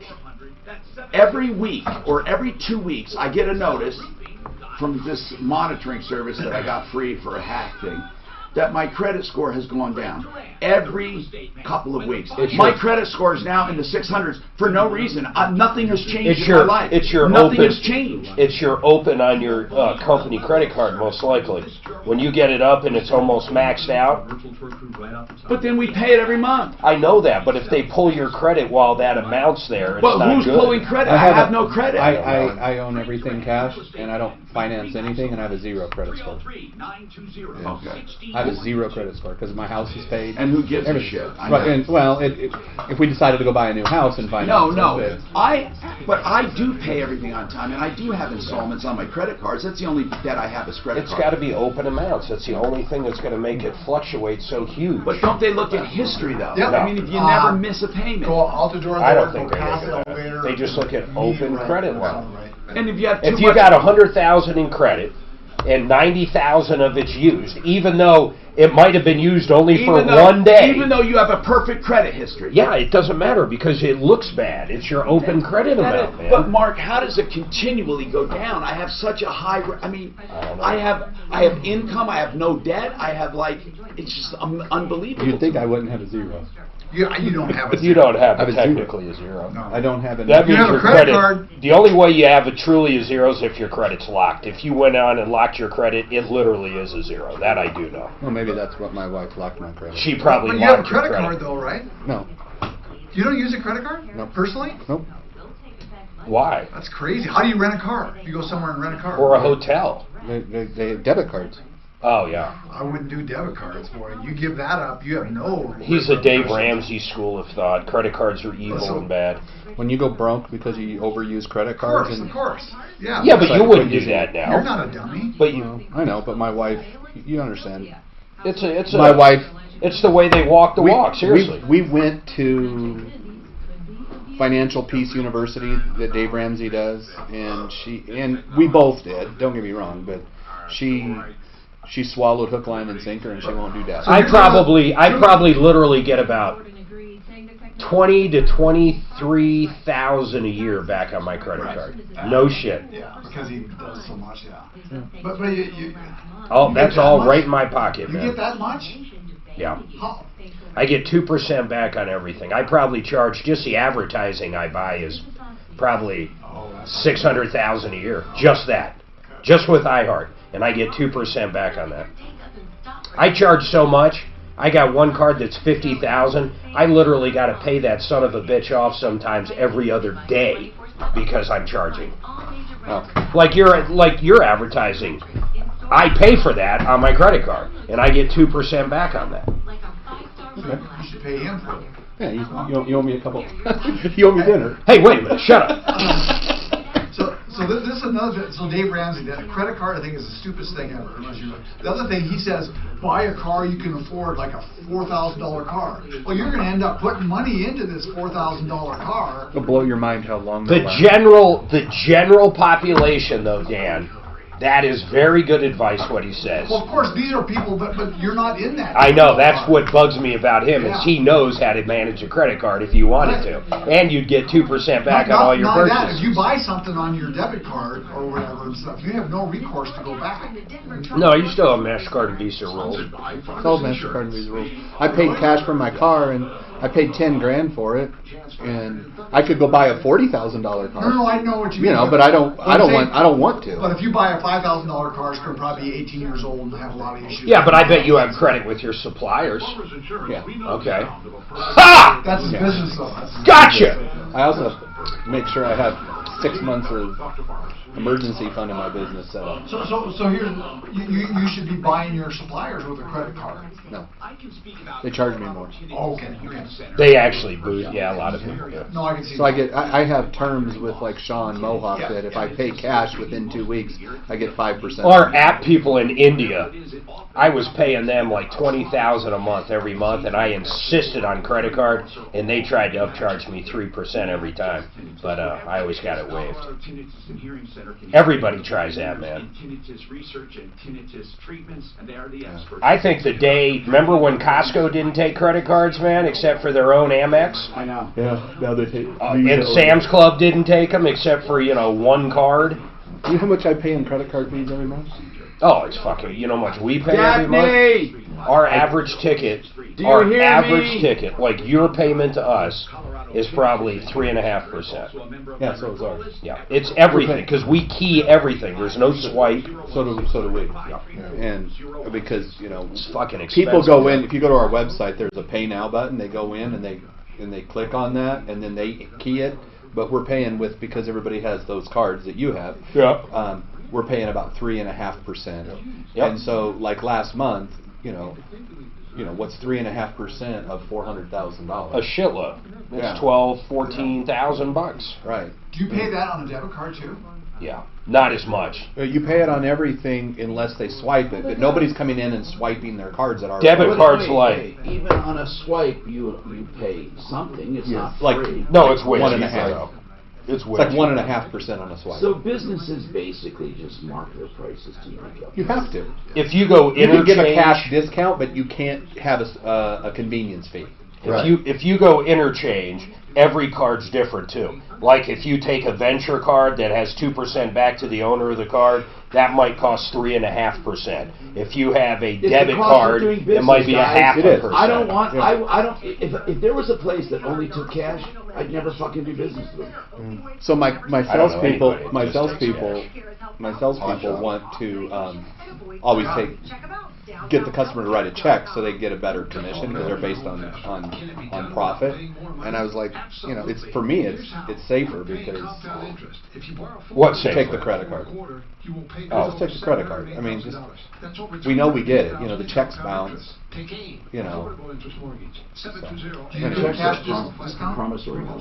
My salespeople will give a 1% discount, so they pick up 2% more gross margin on their commission. That's smart, though. Yeah, if you're a salesperson, yeah, but you're the one that pays that way. Yeah. So it's really your fault. Yeah, I know. I overpay. Are you still getting into that ice bucket outside? What else? He'd go outside and fucking get into a big trough full of ice water. It'll raise your metabolism like crazy. Oh, I imagine. It's not, and for longer than it's got to shock you. Then longer than going and exercising for 45 minutes. Your body you cool your core down and your body has to heat it. Everybody's born with what they call why you keep doing it? It's just too much, ain't it? Too much work. Yeah. I need to buy an ice pool. Sorry, I'm measuring, or not measuring, I'm taking pictures. We went to, when we were in Punta Cana, we went to a spa that at the very end you would jump into the Troubleshooter. I'm Tom Martino, your Troubleshooter. 303-713-TALK, 303-713-8255. Hi, this hour brought to you by Renew Home Innovations, the Kohler people. The Kohler people. They call them the Kohler guys because they deal with Kohler. Do you know this new solid surface stuff Kohler's got called Serica? I've never seen something more beautiful. It looks like granite or quartz or marble, and there's zero maintenance. Now, when I say zero maintenance, I'm talking about even the caulking, because the caulking is behind a trim, and then there's no grout lines, there's nothing. And they do this choreographed shower system that is beautiful. This is what we do on this show. We talk about things that are good for you, people that do great businesses and good services. Buddy Mitchell's here, Simply Floors, Inc. Sean from Colorado Springs with Valor Flooring. We talk about problems, questions, complaints, and then the opposite, who to use. And that's why we like the authorized Kohler partner called Renew Home Innovations. They specialize in showers. They can also do walk-in tubs, which are, they're just phenomenal. 303-904-2000. It's renewhomeinnovations.com. So Chris has a flooring question. Go ahead, Chris. I'm Tom Martino, and we have lines open at 303-713-TALK. What's going on, Chris? Hey, Tom, I just had a question for the floor guys and yourself, too.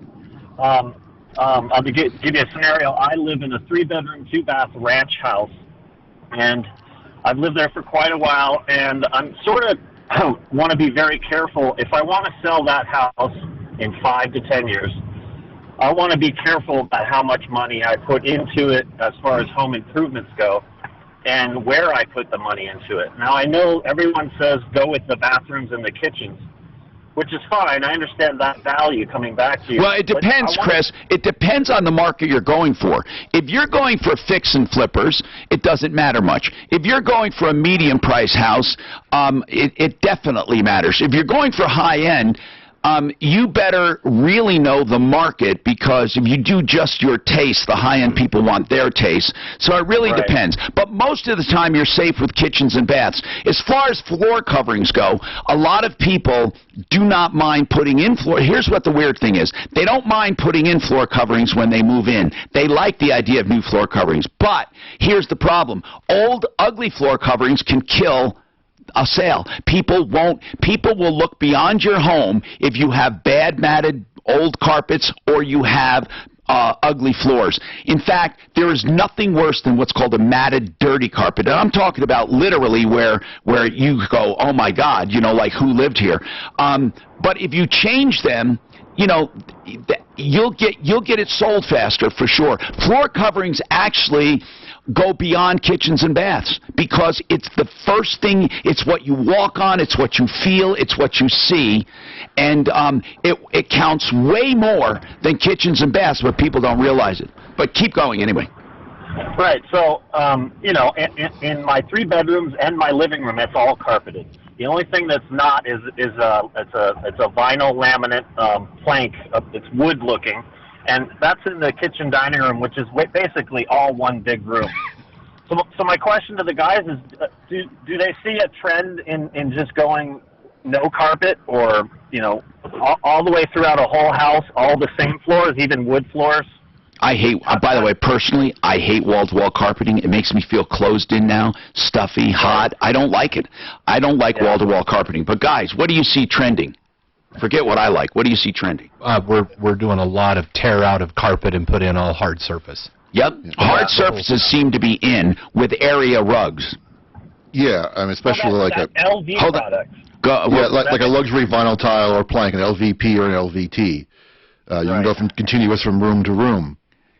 That's what you're seeing a lot of. Yes. And that looks pretty good. And hardwoods and engineered woods, of course. Well, you could do laminate. You can do laminate. You can do LVT, or you could do hardwood, and that's what most people are going to. If you're in a home over 750,000, 800,000, they're putting real wood in. Homes between 4 and 800,000 would probably be putting in LVT. And we're at the high-priced homes. What I've seen, I was out just looking around. I see the no-pile carpets. What do you call them? Sculpted, or what do you call them? Waffled? What do you call that? Precision cut patterns. Yeah, there's no pile, and they're beautiful. But if you get a strand, you can pull it all right across the room and ruin it. Not on an LCL, but what does an LCL mean? Loop cut loop. Okay, but what are those ones that are like almost a continuous fiber? Those are a loop carpet. Yep. God, they're beautiful, but man, do they. On the really high end, they're probably wool. Yeah.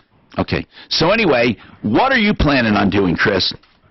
Well, I have, like I said, all that carpet in there, and I put it in 2011, and it was pretty cheap. Oh, that's too bad, though, 2011. Yeah, so it's starting to look bad on me, so I'm just trying to decide, do I want to put the money in and just do all the, the LV? Yeah, you want to do hard. You know why? Here's what a hard surface does. It does not offend, and anyone can change the look with area rugs. Right. That's what it does. I mean, it gives you the most variety. Right. I mean, and I would go with an engineered wood. Unless you're going, what price range is this going to be? Well, my house is worth around $480, so. A good LVT would work, right? A really good quality LVT would work. Yep. Excellent. Okay, that's what I wanted to know. Okay. Thanks for your help. Now, a good quality LVT throughout the house. How many square foot we talking? Ooh. Roughly. 1,000. Well, how much would that cost, guys? That's an $8,000 to $10,000 investment. Okay, great. Yep. And 10 years, man, is a long time to keep that house. So, you know, you're going to love LVT. You're just going to absolutely love it. 303-713-8255. Kevin, welcome. What's going on, Kevin? Hey, I just had an experience and I wanted to run it by you once. Yeah. I came home to use my QuickBooks online to make out an invoice and pay a check. And the last several weeks, my computer's been getting really slow, kind of dragging down, probably a lot of cookies and that sort of stuff. So I shut the whole thing down. When I brought it back up, my computer screen locked, and I couldn't do anything. And then Do you have any ransomware kind of messages? Anything saying that you have to pay ransom or anything? Well, what I had was a network support screen show up with a Microsoft symbol and a phone number. Yeah, that's a ripoff. So I called the phone number, talking to this guy. He gave me his name, his employee ID number, his phone number, yada, yada, yada, website and everything.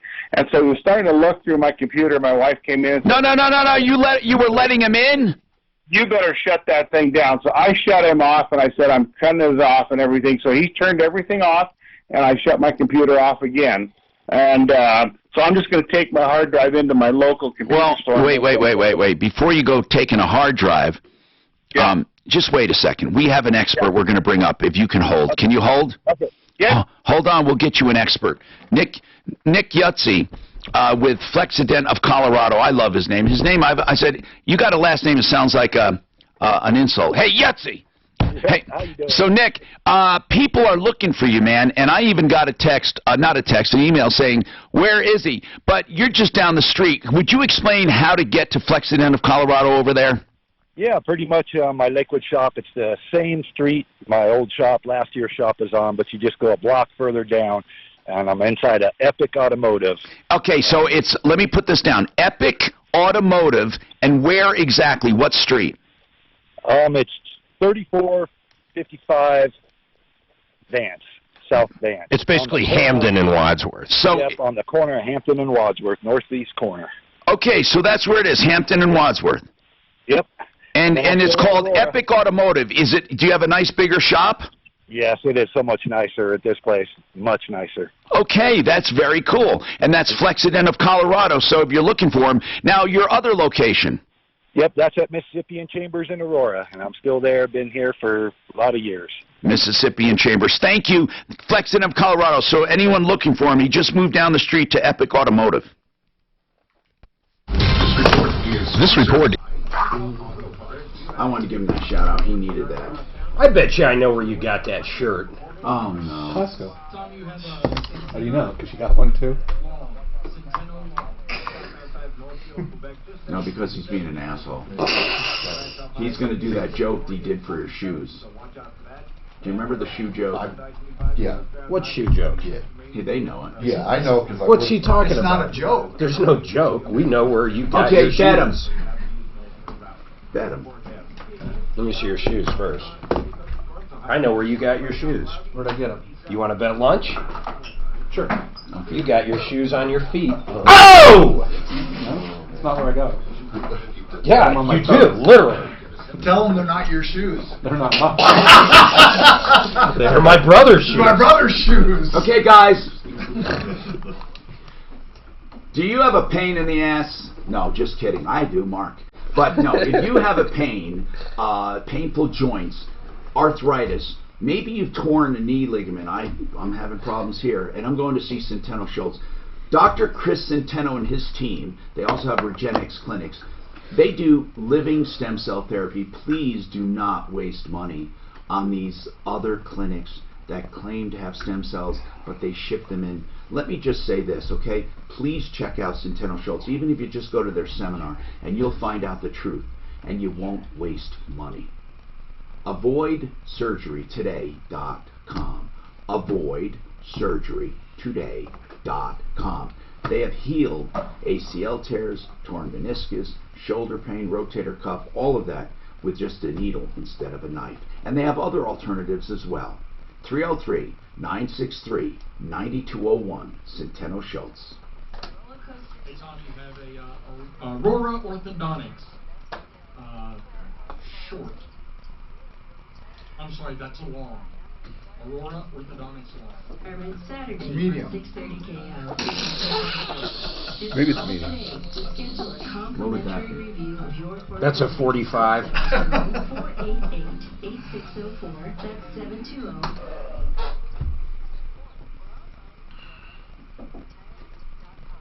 Now, I have 2 kids, and I would have paid maybe 12 grand or more for their orthodontics. I'm paying just $280 a month for both of them. And what that does is give us mouthpieces that gradually move and widen their palate. This is called the new orthodontics. Here's the deal. My daughter will not even need braces. My son will need them just for about 6 months. It's going to be a portion of the cost of regular orthodontics. And there's no big money outlay ever. He does a small monthly payment for the entire treatment, and it's just a wonderful thing for kids. Now, they have a more aggressive treatment like this for adults as well that just only takes 2 years. No matter what, you will save money and get better results because it handles the entire mouth and palate and jaw. Why don't you call and find out about new early orthodontics for children? 303-690-0400, 690-0400. Garage door making weird noises. This is Dave Logan. Did that Derek drop off with that car they bought? He wasn't done, was he? Garage door company. I personally Oh, the Mitsubishi one? Yeah. Garage door in my home. Skyline. You should too. Your garage is the entrance to your home, and you want somebody you can trust. Steve's making it his mission to call once a month. Or replacement. Call Don's Garage Doors at 303-738-DOOR. That's 303. Do you sell a lot of laminate still? We have Mohawk's waterproof laminate. We've sold enough of it. Yeah. It's better than Do you LVT. have your installers actually seal the edges? Yeah. Yeah. Especially in bathrooms. Right. I'll just tell you this. That product is better than all the LVT. Oh, it's better looking, it's harder, yeah. It's more scratch resistant. Yep. LVT's waterproof. Laminate is a better product. It's a better, yes, overall I agree. Yeah. Tom, I'm here. What the hell was that? That's Daphne, I believe. Define. Define? Do you see how she spelled her name? Define. Rodeo Drive. Rodeo. 303-761-6400. Whenever I've needed a roof, Excel Roofing did the job. Arenada. Not Aradeo. Juggernaut. I was sitting here reading, who's Aradeo? How do you spell juggernaut? J-U-G-G-E-R-N-A-U-T? Hit the little voice button and say juggernaut. No, it's jogger. No, it is. I think I nailed it. N-A-U-T. I nailed it. Hey, first of all, when it comes to spelling, I'm the man. Diction, spelling, pronunciation. Oh, the monkeys. Tom Martino, your troubleshooter. Now, we have Kevin's computer locked up. Now, Kevin, it did not lock up until you shut it down and turned it back on, and then this activated some malware, and it came on, and it had a lock screen along with a Microsoft screen and a phone number. You called the phone number. The guy said, let me into your computer, and you let him in, right? Yeah. And then you shut it down when your wife walked in. It's possible they've already deposited a lot of dirt. Now, when you shut it down, did you turn it back on again? I turned it off again. Yeah. And then I turned it back on again. And now I'm using it, and everything works just fine. My inbox came up. Yeah, but you need to make sure there's no malware. Let's just talk to Charlie Dunham. In general, this is all called ransomware or malware. Yeah. Charlie Dunham is with Colorado Computers. I use Charlie on my computer, and I'm telling you, I've gotten great results. He knows a lot. Charlie, let's talk. Hey, Tom. What happens with these the ones that say, let's take a couple of them. First of all, what about the one with the blue screen and the Microsoft thing and the phone number that he had? Have you heard about that one? Oh, yeah, it's very common. Most of the time, that's just a website that a customer has gotten on, and it's pretty easy to just use Task Manager and end the task. And then how do you figure out if he left something behind? Yeah, that's where you run into a little bit of a problem because Kevin let the guy take over his computer. Right. You don't know what the guy was actually doing. There could be a There could be a keylogger. Could be a keylogger. Could be lots of different malware that they. So how do you what do you charge to go to a house, or do you make house calls, or do you have them bring it in? I make house calls, and the way that we charge, we break the hour into 15-minute increments. It's $40 per 15-minute increment, something like this. Typically, I can go through it and make sure that everything's off within about a half an hour. And can you usually clean it? Do you clean it as well? Yeah. Part of what I do is go in and clean out all the temporary files, because a lot of times these guys will leave, like you say, keyloggers and things like that in the temp folders. Sometimes they'll, a lot of times what they do is they actually download all of the documents that are on there to go through later, looking for credit card numbers or stored passwords. Yeah, you're going to be really in trouble with that. Do you have any credit cards or sensitive docs on there? No. I mean, I got some passwords as far as change them. Very little, but as far as like my QuickBooks, no, nobody can get in through that. I don't keep any credit cards on this thing. Right. I use it mainly for invoicing, putting in checks through my QuickBooks and my business email. It's just a business computer. All right. By the way, just go and get it cleaned, or have them come. Colorado Computers is 303-683-7470. Charlie, do you have a question for him? Yeah, I have a question. What about iPads? Are those susceptible? They tend to be less susceptible because you can only load applications that you get through the Apple Store. iOS is pretty protected with that for those devices. You still can get on some of these bad websites where they'll pop up the website and say, you're infected, call Microsoft, and then that kind of gives people pause. Well, it's an Apple device. Why would I call Microsoft? Right. Yeah, but you can still get rid of those bad websites by just doing a force quit on them. My favorite one's that email that you got saying, hey, we know what you did on your laptop last night and what sites you're searching. Send us thousands of dollars. Charlie, have you heard of that one? Oh, yeah. In fact, I just came from a customer that had got one of those. It scares the hell out of you because it says that because the email apparently comes from your email address. And it says, as you can see, I've already gained access.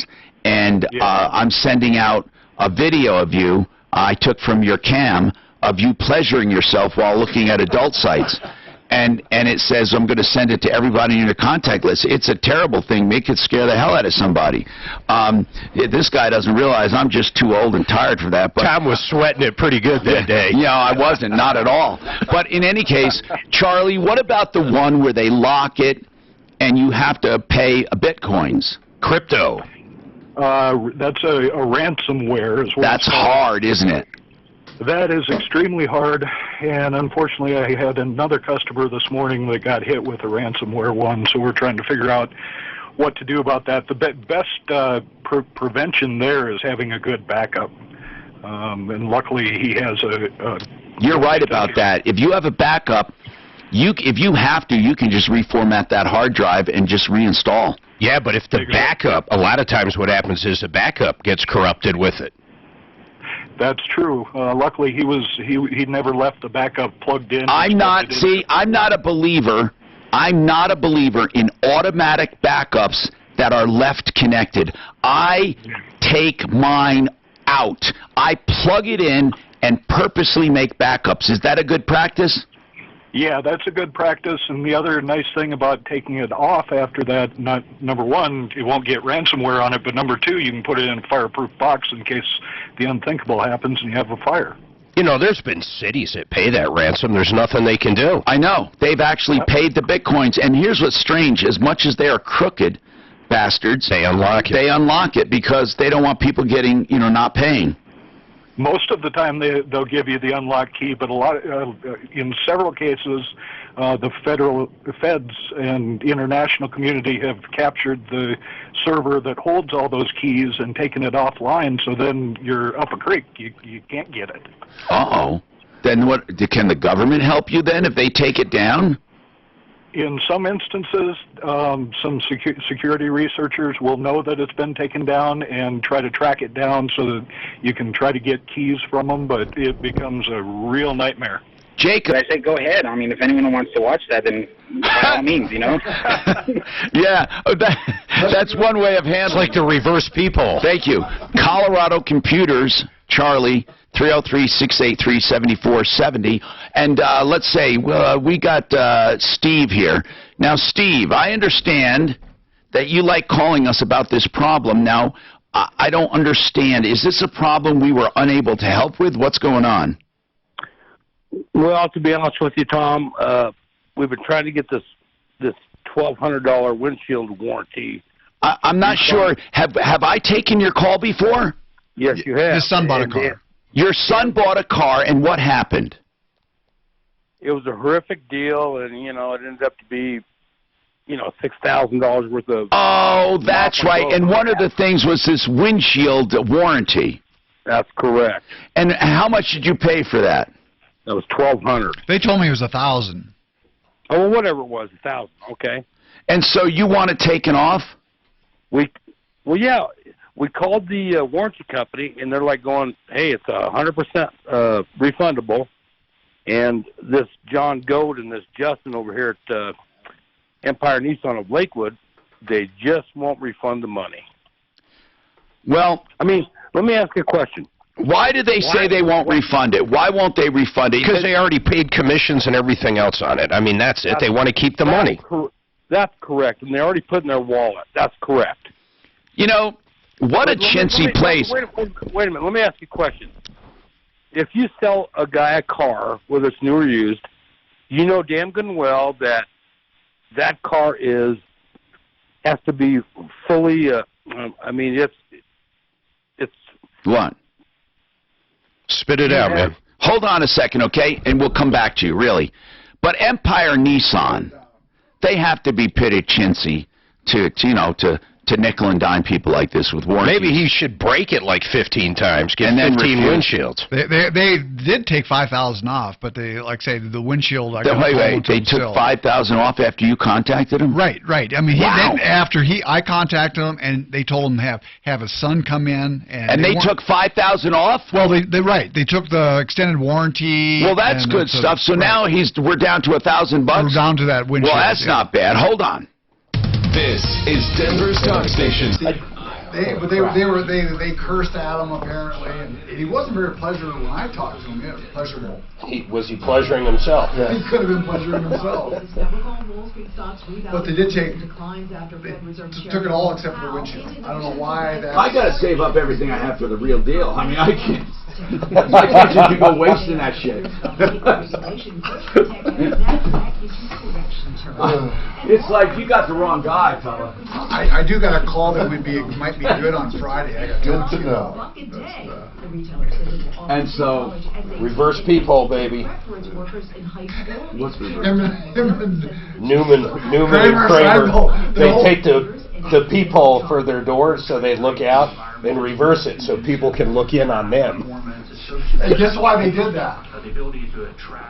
So that they can look in before they get in, and they won't get hit by a guy who's hiding in the sack of pennies. And then, people can see it. He says, "Well, we're comfortable with ourselves." Imagine people just looking into your house like reverse people. What else happened to that one? That was the fur coat. What about the fur coat? They're free down on 5th Street. They're hanging in the bushes. He climbs like a ringtail lemma, or what is it? Newman climbs like some kind of monkey. Protect your business at Barracuda.com. Barracuda, your journey. That show was awesome. God, I forgot about that episode. That's a great episode. And then remember, Newman's having an affair with the supervisor's wife. The super's wife. I don't like that, Can I Newman. just do one of them here and then one of them next break? Instead of both. He's an aggravator or agitator. Fix it. He's an agitator.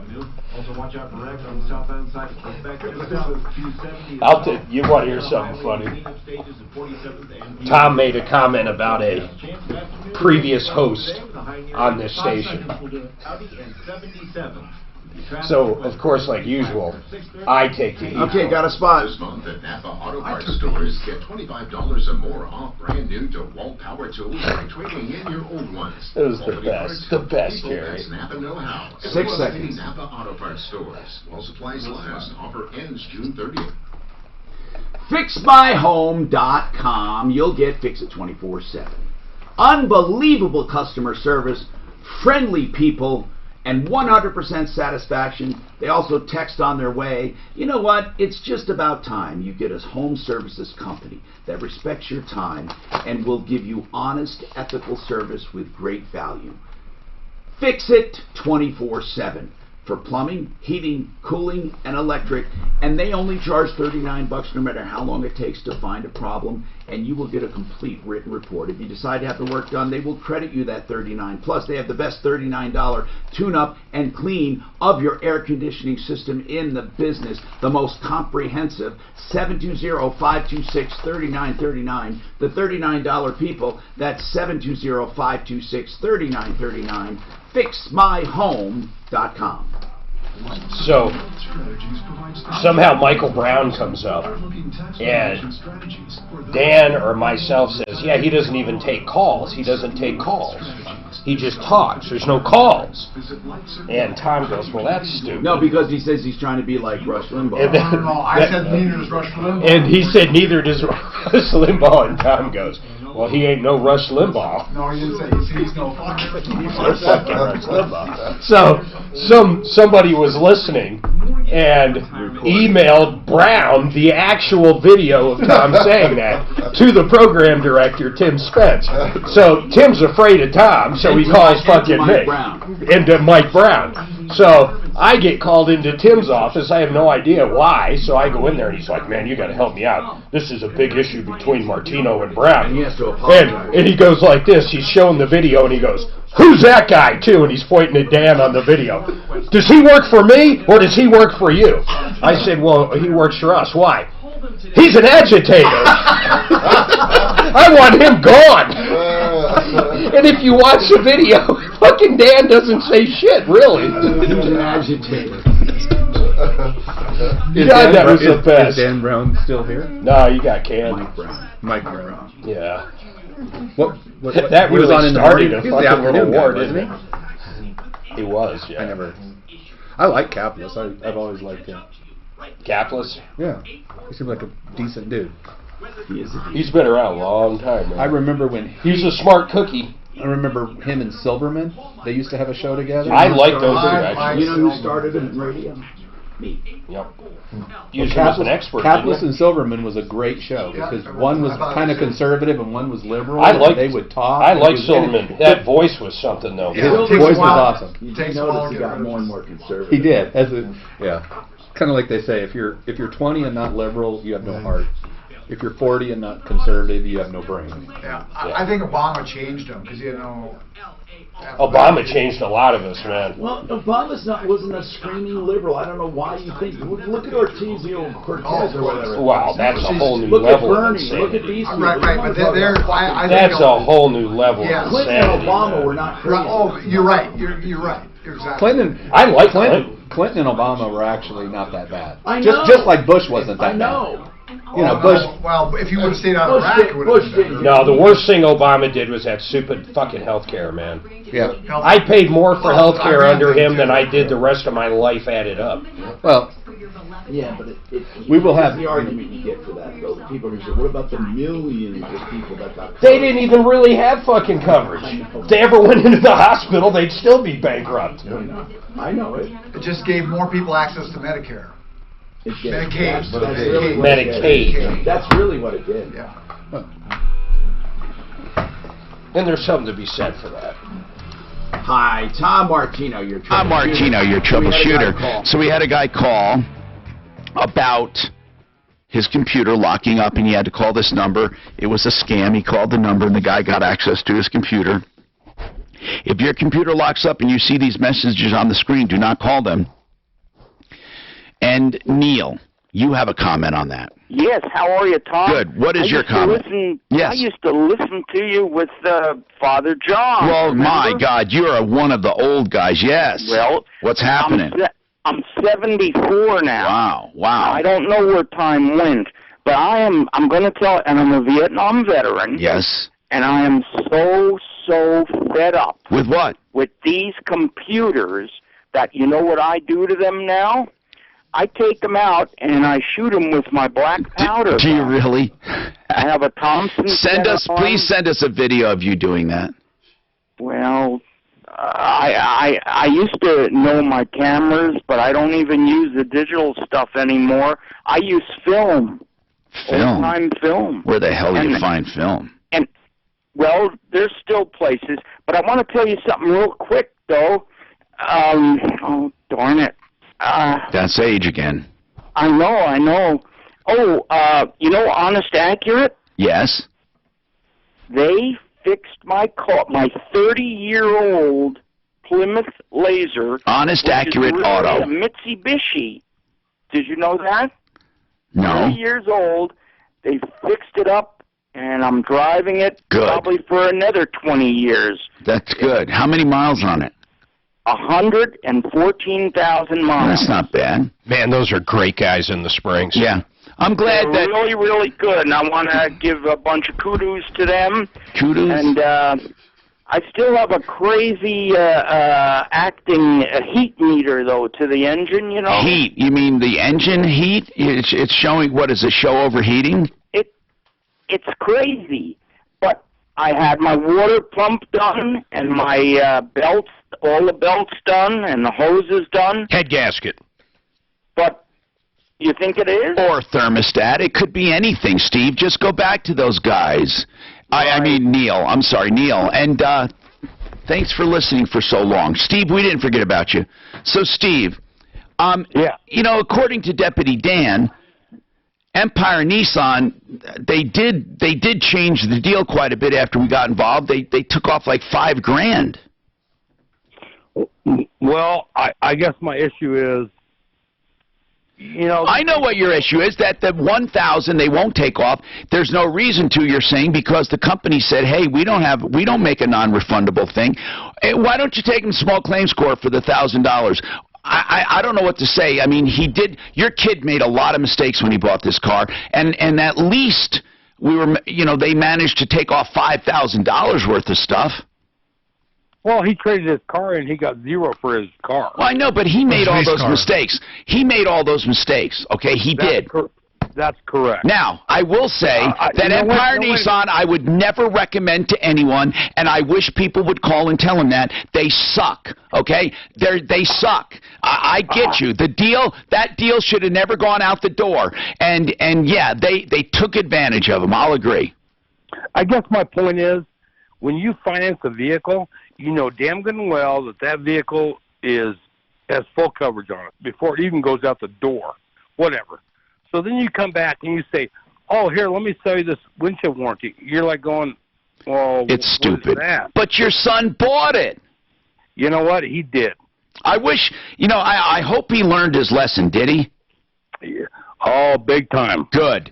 And then it served a purpose. And Steve, I got a call into him too, but both guys that we had talked to before were gone today. What is their attitude over there, do you think? Oh, they're not very nice. No. Empire Nissan they used to be a good company years ago. Empire sucks. I mean, they suck. A big one. And I would never, ever, ever use Empire Nissan. Even if you love Nissan, don't go to Empire Nissan. And please, someone tell them I said so. And I'll say it every single time Steve reminds me.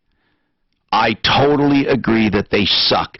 We have lines open, 303-713-TALK, 713-8255. We have Simply Floors, Inc. in the house, Buddy Mitchell.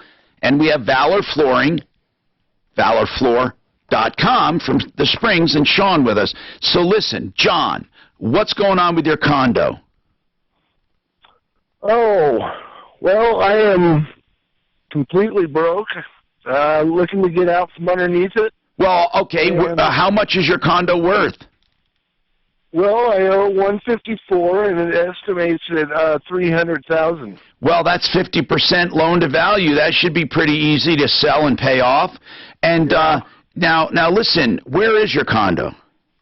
I live in Steeplechase 1. I don't know where. Littleton. Okay. Now, why are you broke? Oh, I got terminated from my job, and I had an accident last year, and I burned through all my 401. Well, hold on. Are you disabled? No, I'm working right now. What kind of an accident did you have? Oh, I somehow had a seizure and ran into a tree. Oh my goodness! So listen, on your money that you burned through, how much did you burn through in retirement? It was a good 30,000. What are you working on right now? What do you do for work? Little landscapes and organizations. How's it working? It's going good. I mean, now, did you get a penalty? Did you pay the penalty on your, that's going to come back to haunt you on your IRA or your 401k? Oh, yeah, no, that's all taken care of. Oh, good. So right now, what are we looking to do? Are we looking to lower your payment, or are you looking to sell it? Well, rent is looking at around $1,800, so either I keep the place and rent it out, or looking to sell it. What is your monthly payment right now? Oh, what am I looking at? $920. $920. And then $200 in HOA fees. You know what? That's a good deal. What is your rate right now? 4.25. Yeah. How many years are you in it? 13. All right. Hold on a sec, okay? And we'll try to come up with some kind of plan. I'm Tom Martino. This report is sponsored by... Do you live in there, though? See, that's the thing. Is he living, or is this because where's he going to go live? He's crazy, man. He's got to stay there. Well, not only that, he's 15 years into a 30. I mean, he's finally right on that crest where he's really paying more down principal than interest. Pull some equity out. Have He some cash. could do that. Or a reverse mortgage line of credit. How old was he? I don't know. He doesn't. I don't think he's that old. How old does he sound? Let's see. Well, he sounds older. But Let's go over under 60. I say over 60. I say under 60. Lunch? Lunch. I got over 60. With more than And I know where you got your 6,000 shoes. hotels across the country. I know where you got your shirt. I was hoping you were here when I know where you got your glasses. Yeah, I'm hoping you were here when I first came in, because that was the damn joke I was going to use on you. Never work. I know. Never work. It all started, it was years ago, I was in New Orleans, and this guy walked up to me and said, I know where you got your shoes, and he wanted $20 because he said on your feet, and I wouldn't pay him, so he followed me around. How did it happen to me again? It's actually Dan's story, but I take credit for it. I bought it from him. We bet that story. Nice. I won that. And I fell and got the pants that I was returning muddy.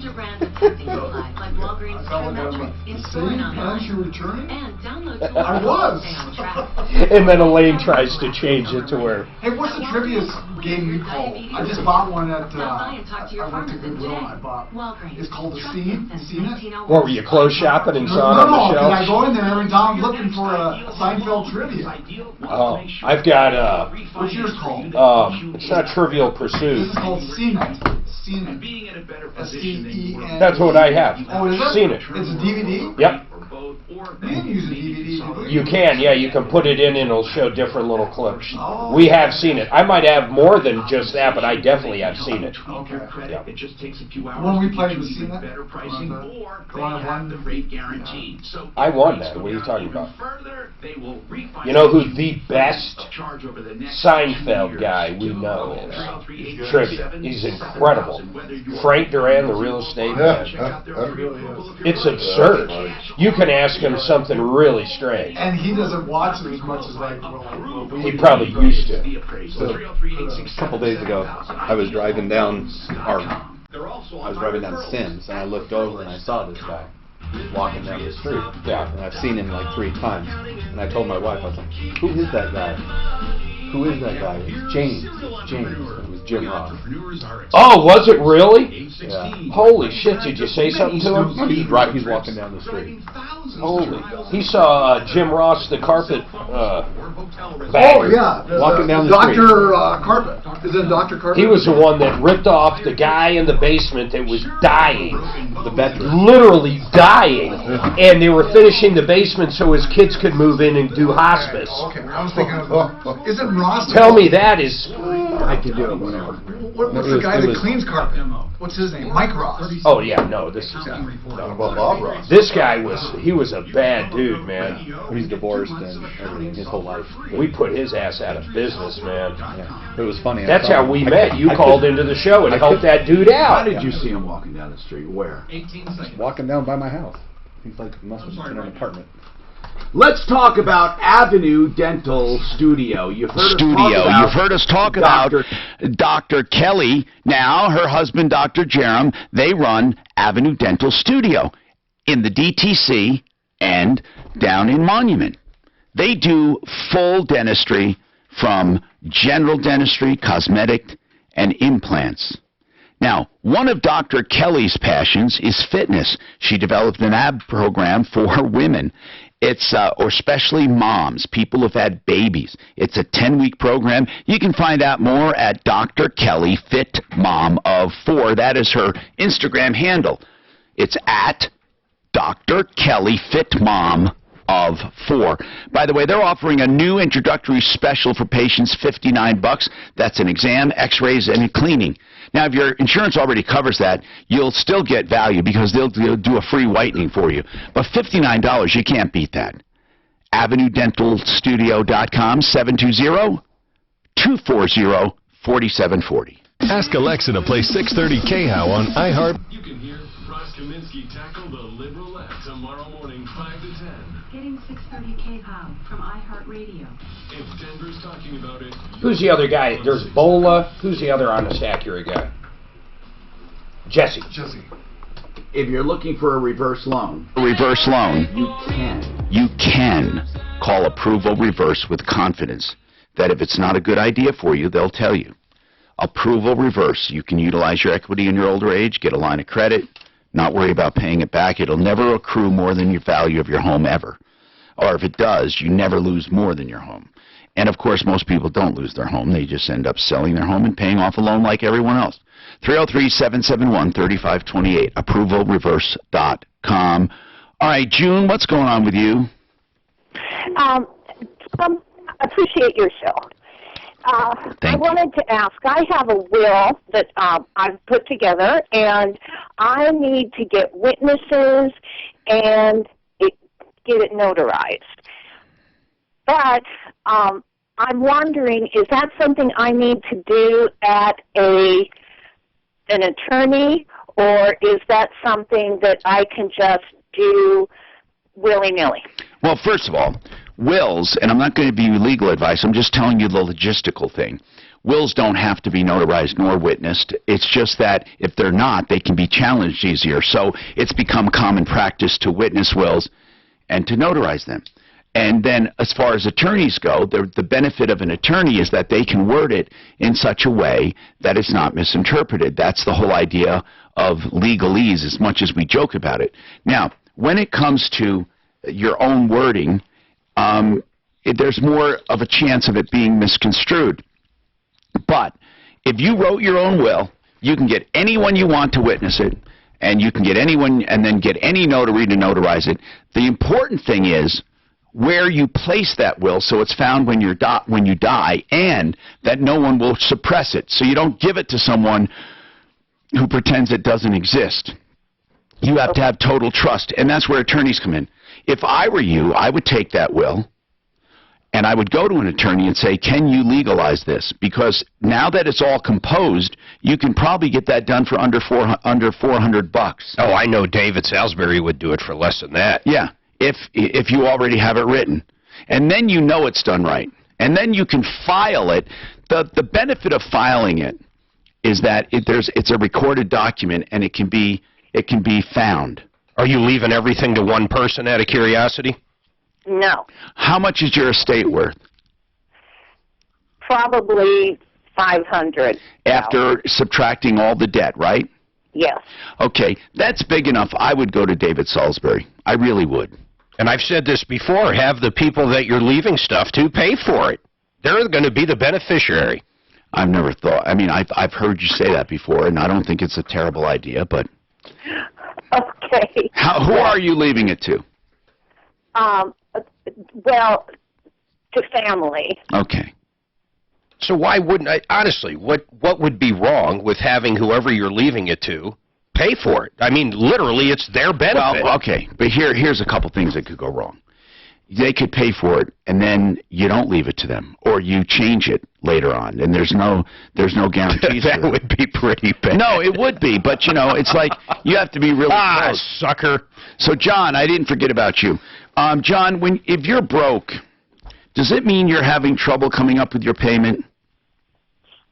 Yeah, in a situation. Yeah. Okay, are you behind right now? No. All right. I say this, okay? Life is its own teacher, and it tells you what to do. And right now, if you can't afford to live there, then you don't really have a choice. You have to sell it. And you have to sell it before you get into trouble. Then you're not desperate. And if you sell it, you take the money and you do something that you can afford. How old are you? 47. Okay.